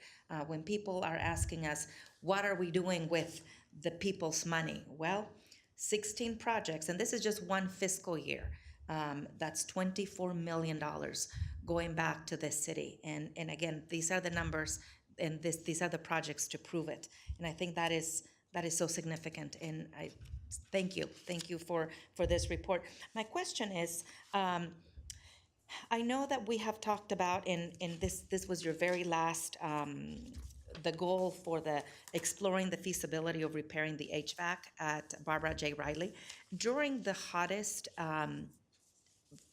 times of the year, that is our of course, community/senior center.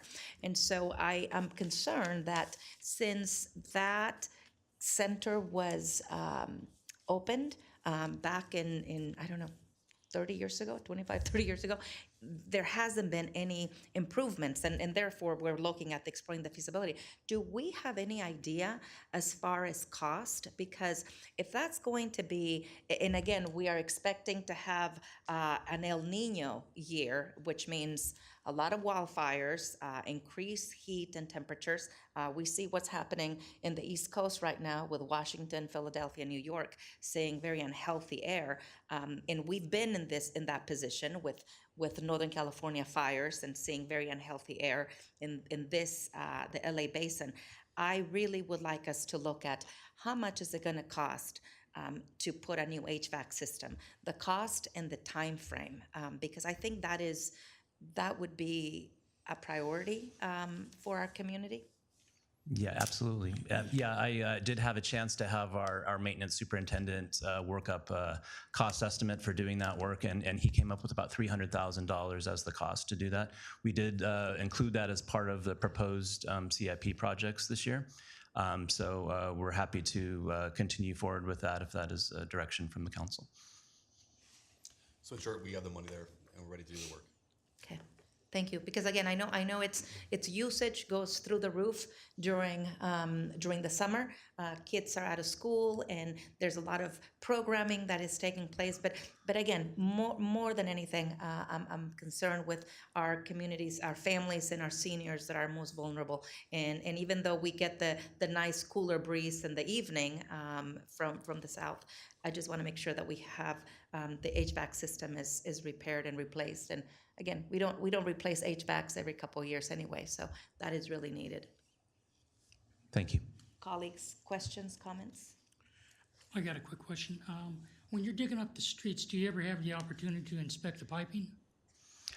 What we try to, the whole idea with the planning is we do the piping before we come in and do the paving. So our staff has a pretty good idea of what needs to be done, and so we try to stagger that work and make sure that it's phased in so that all of the water and sewer mains can be replaced if they are indeed in a situation where they need to be replaced, and we do that as part of that before we come in and do the paving. Okay, thank you. I have a question. This might be the first time I bring this up, I'm not sure, but it looks like at some point the city was intentionally grounding utility wires. I see, and I think it's absolutely beautiful when I drive down parts of Florence Avenue and I don't have all the ugly posts and stuff, but then I get to the eastern end of Florence Avenue where we have beautiful homes in D4, and there's just these ugly posts and wires on Florence Avenue. Is there anything in your proposed budget that reflects any of that type of work? And I've been told, Mario, you're dreaming that's never gonna happen, the grounding of utility wires, but I refuse to give up on the dream, I guess. I was wondering have you contemplated any of that in this budget? And if not, I would like the council to consider it. And I know that I'm asking for a lot, but man, if we could do 1 block every year or 2 blocks someday, this beautiful city, I would love Florence, Firestone, Imperial Highway to be free of these ugly brown posts, right? Our major arteries. And then Lakewood, Paramount, and Woodruff are just our main arteries. If we could make that part of the design of our city, I would hope council would join me in that. And I don't know that it's impossible because we've done it in some areas. And I just want to put that on your radar, the beautification of our city, those main arteries, by slowly chipping away at them, maybe for the next 30 years. I don't know if we have, is it Rule 50 or Rule 20 money? What is, do you know that, Matt? We do get money from the utilities to do some undergrounding from time to time. We can look at that, and we'd be happy to put in a goal to explore the feasibility of creating or an undergrounding program and bring that back. That's definitely something we can I work would be on. interested in finding out More about that? So Yes, That's a great yes. aspirational goal, and we can look at have a conversation with council about timeframes and how it costs. And we'd love just to explore. Absolutely, why not? Fantastic. Yeah, I see beautiful, like Irvine, right? When you go, it's Newport part- Beach. Yeah, it's just. And it is very expensive, though. Yes. I know. But long term could be something we can That's look why at. I call it a dream. I am being realistic, but I thought I'd put it out there. Who knows? Maybe someday. I don't know. Thank you. Got it. Thank you. Thank you. And then I also had an additional question regarding the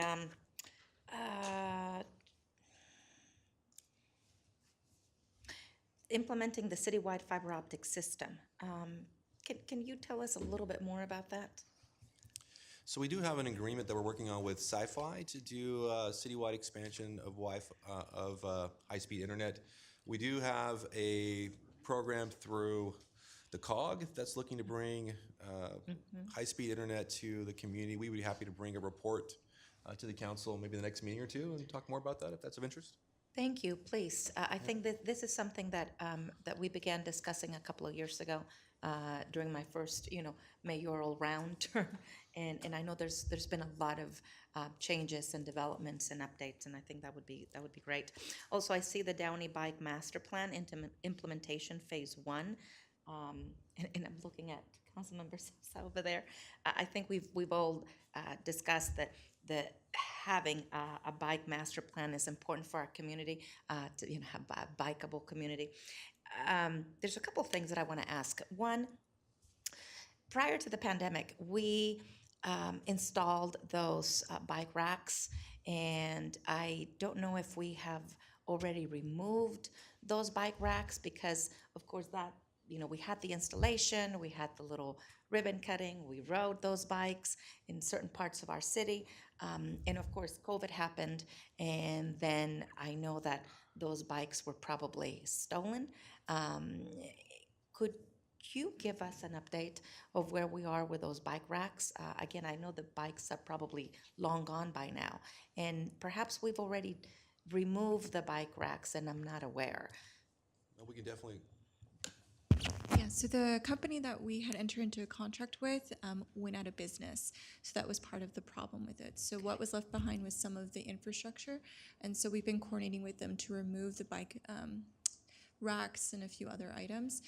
But if it's the interest of the council and through the city manager, if that's something you want to explore in the future, but that is what had occurred with the bike racks. Are you talking about the on-demand bike rental programs? Or you just mean bike racks in general? Well, no, I'm yes. sorry. Yes, it's the bike rental program that we had implemented right before the pandemic. So, and one of the reasons why they went out of business was because of COVID. Yes. So, yeah.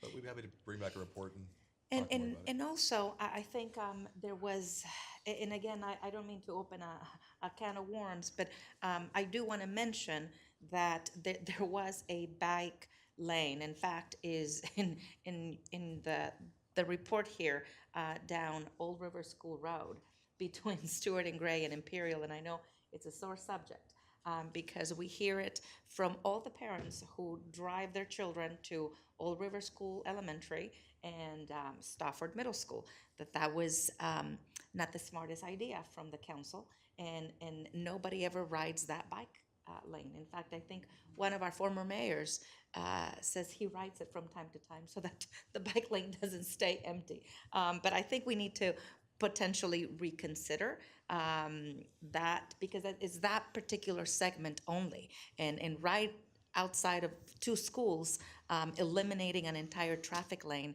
may not have been the best approach. So I do want us to put that in the back of our mind, that we may want to go in a different direction.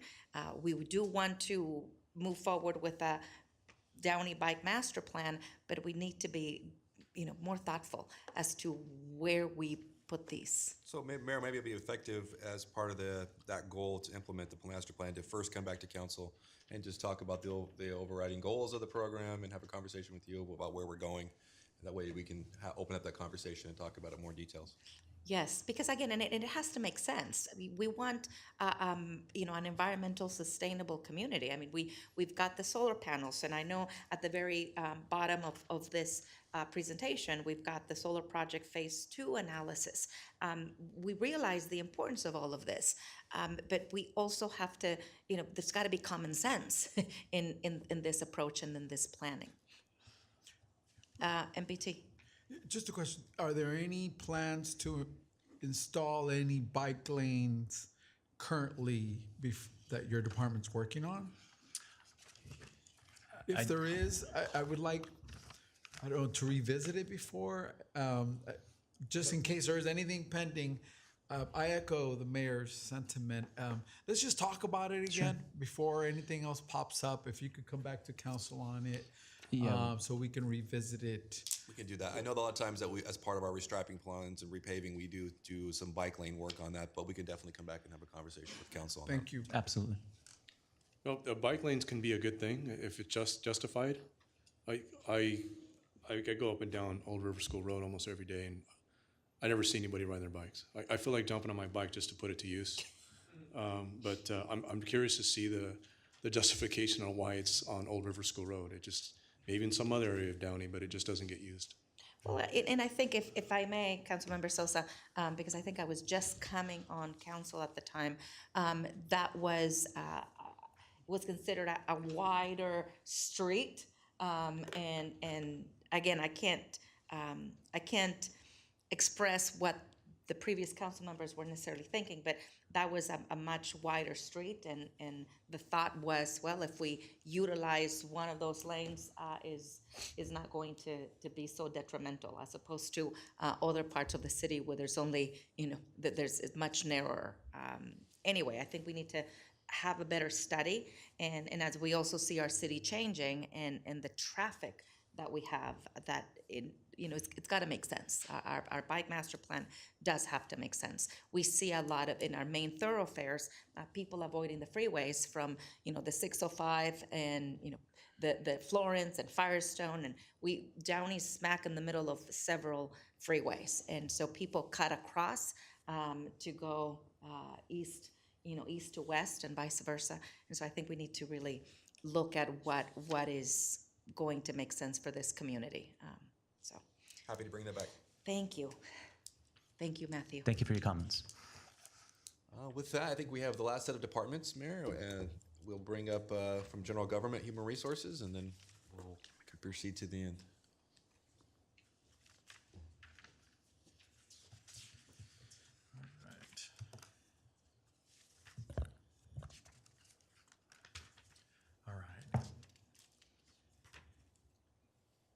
All right, good afternoon, Mayor and Council. Thank you for this opportunity to share with you today some of Human Resources accomplishments for the current year and our goals for the upcoming year. The first slide is the overview of our budget. Human Resources has 5 full-time staff, and you can see our funding levels by different type on the screen. There's no major increases in our funding over the last year. The Human Resources Department is responsible for the administration of the city's personnel system to support the city's organizational goals and objectives, and this includes providing services in the functional areas that are included on the screen. Some of the accomplishments that we're most proud of for the current fiscal year includes the completion of establishment of 122 hiring and eligibility lists, and this resulted in the city filling 44 full-time and 132 part-time vacancies in the city. This included the hiring of 10 police officers for the year.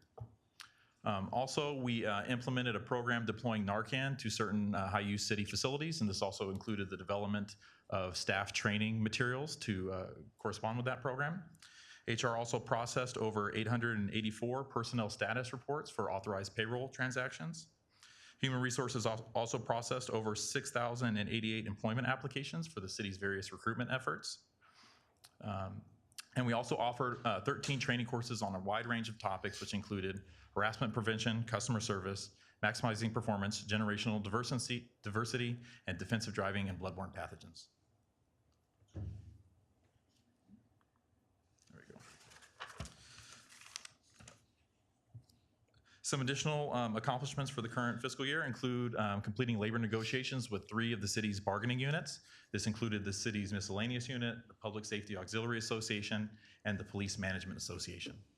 We also implemented a new city ID identification system to replace the outgoing system, and also for safety and security, as it has access points at certain facilities for staff. We also implemented and council adopted the Armed Forces salary and benefit policy, and this provides salary and benefit continuation for city staff that are deployed into active duty. We also revised the part-time employee salary ranges to comply with minimum wage requirements, and also to address retention issues with certain part-time staff positions. And now some of our goals for the next year. We're looking to complete a comprehensive review and update of the city's injury and illness prevention program with a goal of increasing employee safety and reducing injury. We're also looking to review the city's recruitment outreach efforts in an effort to increase the number of qualified applications that we receive for the city's vacancy and recruitment efforts. We're also looking to review and update the city's new hire onboarding process with a goal of increasing efficiency and reducing the time to hire. And we're also looking to launch a Downey team store, as you can see on the coming soon picture that's on the slide, that will have Downey branded clothing and gear for staff to purchase for wearing. So with that, that concludes our goals and presentation. I'd be happy to answer any questions that you may have. Thank you, James. I really appreciate you and the team. You guys do great work, and I do want to highlight and really thank you for reestablishing the Armed Forces salary and benefit policy. I think that is important. It's an important message. We value our men and women in uniform and their service to our country, and certainly when they are called on, whether they're in reserve. It is important that we keep their families whole, and I think that is what makes this city and makes Downey a special place. So I'm very proud, and I'm very thankful for that, and also of course the launching of the Team Downey store. I think it's great. I certainly love the bag, and I know that we will then be highlighting these at the concerts in the park, correct? We probably will have a little booth or showcase. This is separate from the other one. We have the Downey Native, I believe, that is the one that's the public facing. This will be city branded clothing, like uniform type clothing that staff can wear. Oh, got it. Yes. Got it. Yes, you're right. Okay, perfect. But nonetheless, hopefully we have the Downey booth. I know those are very popular at the concerts in the park, and I know we're starting in a couple weeks. So. Will we be there? Will the store be there? Yes, so the city manager's office staff will be coordinating with the Parks and Recreation staff to be there, and also at National Night Out. Awesome. Great. I had a question. Thank you for your presentation, Director McQueen. The recruitment for full-time and part-time employees, I'm just curious, how was the response for these positions of applicants? It varies based on the positions that we have. We have seen a decrease over the last couple of years in number of applications received overall. And that's why one of the goals that we have for the next year is to continue to look and kind of revamp our recruitment outreach efforts to try to increase the number of qualified applications that we are receiving for each recruitment. Thank you. If nothing else, I'll go ahead and bring up the city clerk's office. Thank you.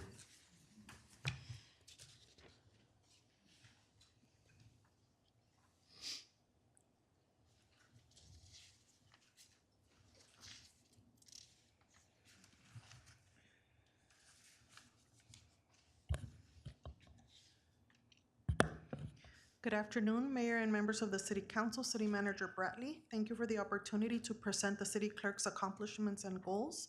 The City Clerk's budget remains consistent with previous years, with the exception of the funds allocated for the special municipal election that will take place November of 2023 for Council Districts 1 and 3.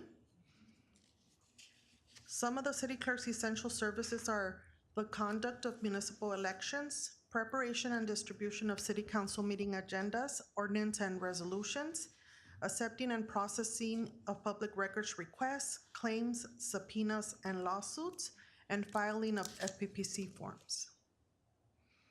Some of the City Clerk's Office accomplishments this year are identifying a public records request software to assist in streamlining the PRA process, the managing of the special municipal election in Council District 3 in January of this year, managing the application and interview process to fill the vacancy of Council District 1.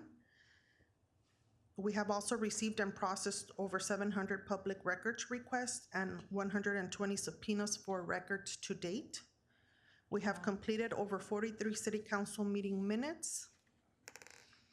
We initiated a number card system for public comment period at city council meetings. And we updated the city records retention schedule to assist city departments with the retention and destruction process.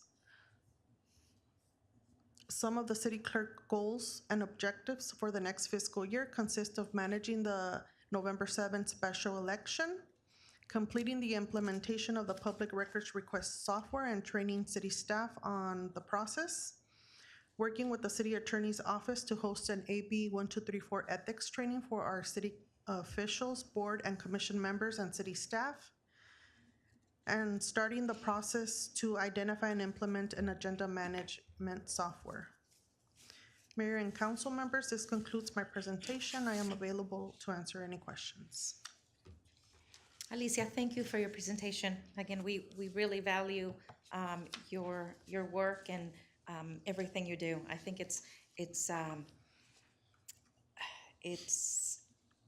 just looking at the numbers and considering there's you and Linda processing over 700 PRAs, and I think people think there's more people behind the scenes, but there isn't. And the fact that you are responsible for all of this is really amazing.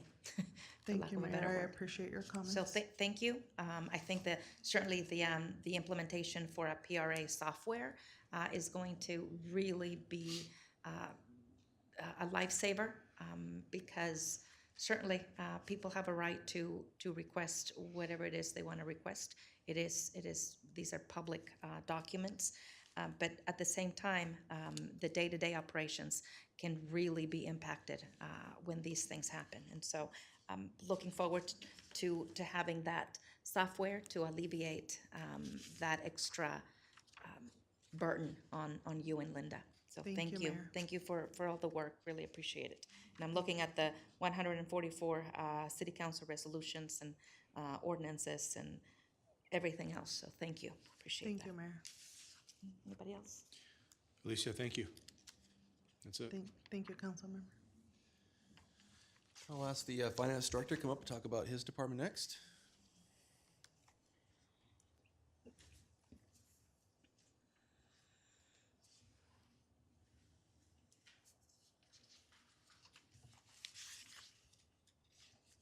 Hello again. Finance and Information Technology Department ensures the city's finances and IT systems are safe and secure. We do this by adhering to industry standards and best practices. In this data-driven environment now, the IT staff has an immense amount of work in order to ensure the continuity of business operations day-to-day for all departments of the city, or at least assisting some of the major departments of the city in doing so. We seek to develop efficiencies through the cooperation and consultation of our stakeholders. We are dedicated to providing services, information, and solutions, not roadblocks, while supporting departments with the delivery of their core services. And in the end, we're the center or the core of city operations, and we, generally not seen by the people we serve, but we support each operation of the city. Our budget slightly higher than last year.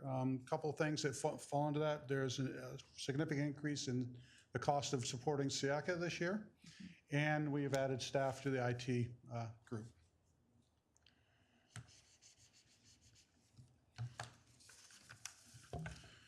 Some of our accomplishments include receiving GFOA and CSMFO awards for our budget, the GFOA Award for Excellence in Financial Reporting. We have put in a significant amount of time to improve the city's cybersecurity, which is an ongoing process, never-ending process. And we've enhanced IT response time by replacing its IT help desk service request system. Additionally, we received no audit findings for FY 21-22 annual audit. We implemented multi-factor authentication, complying with insurance requirements, and further enhanced the city's cybersecurity posture. And we continued the delivery of outstanding customer service, both to our internal customers and our residents. And as one of our members of our public-facing counter receiving group there, and they always have a smile, and they do such an outstanding job. Goals and objectives for the upcoming fiscal year includes the increasing the availability and usability of financial and budget information for residents, decision makers, and city staff, a review and enhancement of the city's procurement policy with a focus on efficiency yet strengthened control, and a plan to initiate the process for replacing the city's ERP system. And this concludes my presentation for Finance Department. Thank you very much. Really, Stephen, we appreciate you being here. Again, part of our city's stability has been having a strong director of finance, and we really appreciate you joining us.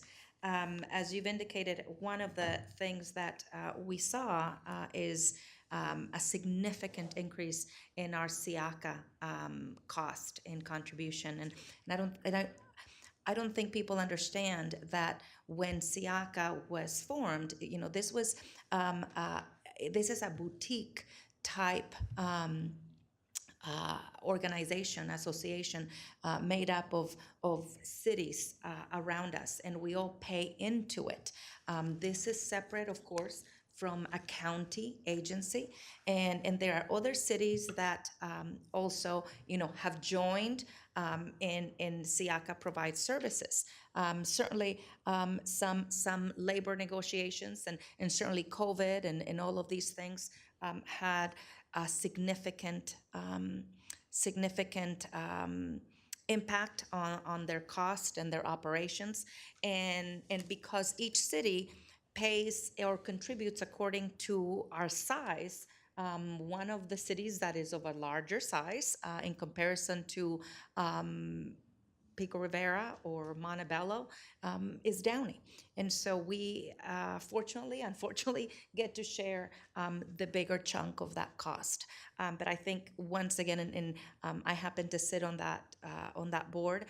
One of the things that we need to also do is also educate the public as to what is SIACA and the fact that this is a boutique type agency, and it's different from the type of services that the county may provide. So again, we realize that the budget has had a significant increase because of that. And I also want to say thank you. I know that the IT and one of the things that is very important for all of us as a council and as a city is to see that we have a more robust cybersecurity infrastructure. And we know that from all sectors, whether it's, again, government or healthcare or banking, cybersecurity is a huge issue, and it's a problem, and we need to continue to be focused and proactive in our efforts to ensure that we have all of the layers and all of the firewalls to ensure that we are safe, that we are protected, and continue to have education for all staff, for all of us on phishing and other types of patching that needs to happen. But thank you for that. And I think it's also important to highlight that cities that with the type of bond rating we have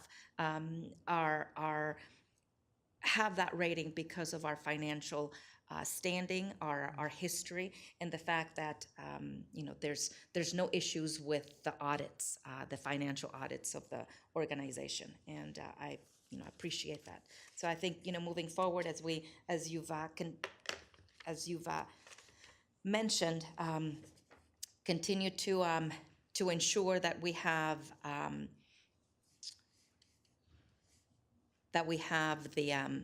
the cybersecurity, that continues to be top of mind, so that we protect our city and that we streamline our processes. But thank you for the report. Anybody have any questions, thoughts, comments? Okay. Thank you.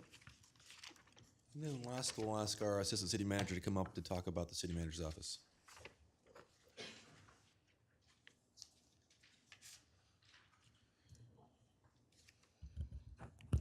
Good afternoon, Mayor Fermetta, members of the City Council. Thank you for the opportunity to share the City Manager's Office fiscal year 22-23 accomplishments and fiscal year 23-24 goals and objectives, all which were completed under the guidance and direction of the City Council's 5 overarching priorities. To begin, we have noted the budget highlights for fiscal year 23-24. The City Manager's Office has 9 full-time staff, which includes the 2 new proposed positions. I think the slide actually says 8. The budget has slightly increased from last year's budget with the addition of new staffing, but the department is offsetting those costs with grant monies and reduction in some contract services. Regarding the background of the City Manager's Office, as you are aware, the City Manager is responsible for the implementation of policy decisions established by the Downey City Council and coordination of those efforts through various departments. The City Manager also provides administrative direction and is responsible for managing the day-to-day activities and operations for the city, and the department also oversees various special projects and programs. Regarding the department's fiscal year 22-23 accomplishments, we wanted to highlight key achievements. The first one being the city has filled key vacancies across the organization, including the positions of Public Works and Finance Director. The department has also increased social media platform followers by a combined average of 14.6% and the number of social media postings by 28%. I do want to note that the postings are done using analytical data, so we are being very strategic on the type of posts that we're putting out there and also the timing of the posts so we can increase outreach and followers. The department is also expanding its economic development efforts and actively working with consultants and brokers to attract businesses to Downey and filling key vacancy sites throughout the city. The city has also obtained $9 million in grants across the department. I do want to know that staff does an excellent job of seeking outside external sources to fund for city services and programs, and is really trying to ensure that we are being financial stewards of the cities and public funds. Regarding the goals for this upcoming budget cycle, the department will continue to fill key vacancies across the organization with the goal of bringing on new staff by the end of the fall. The department will undertake a strategic planning process which will provide direction for the city of Downey's future for the next 5, 10, and so on years, and allocate fundings towards those strategic goals. The department will also grow the city's economic development efforts with the addition of an economic development director, and it will help the city better position itself in attracting and retaining businesses and building the city's economic base. I also want to note the expanding of a homeless outreach efforts in the upcoming year with the addition of a grant-funded homeless solutions manager who will serve as a central point of contact and implement homeless prevention and intervention strategies and coordinate with other departments to develop a holistic approach towards the issue. This concludes staff's presentation. Thank you again for the opportunity to share our accomplishments and goals and council's leadership and guidance during the budgetary cycle and continual support of city staff. I'll return it now to City Manager Bradley for closing remarks and city council questions and comments.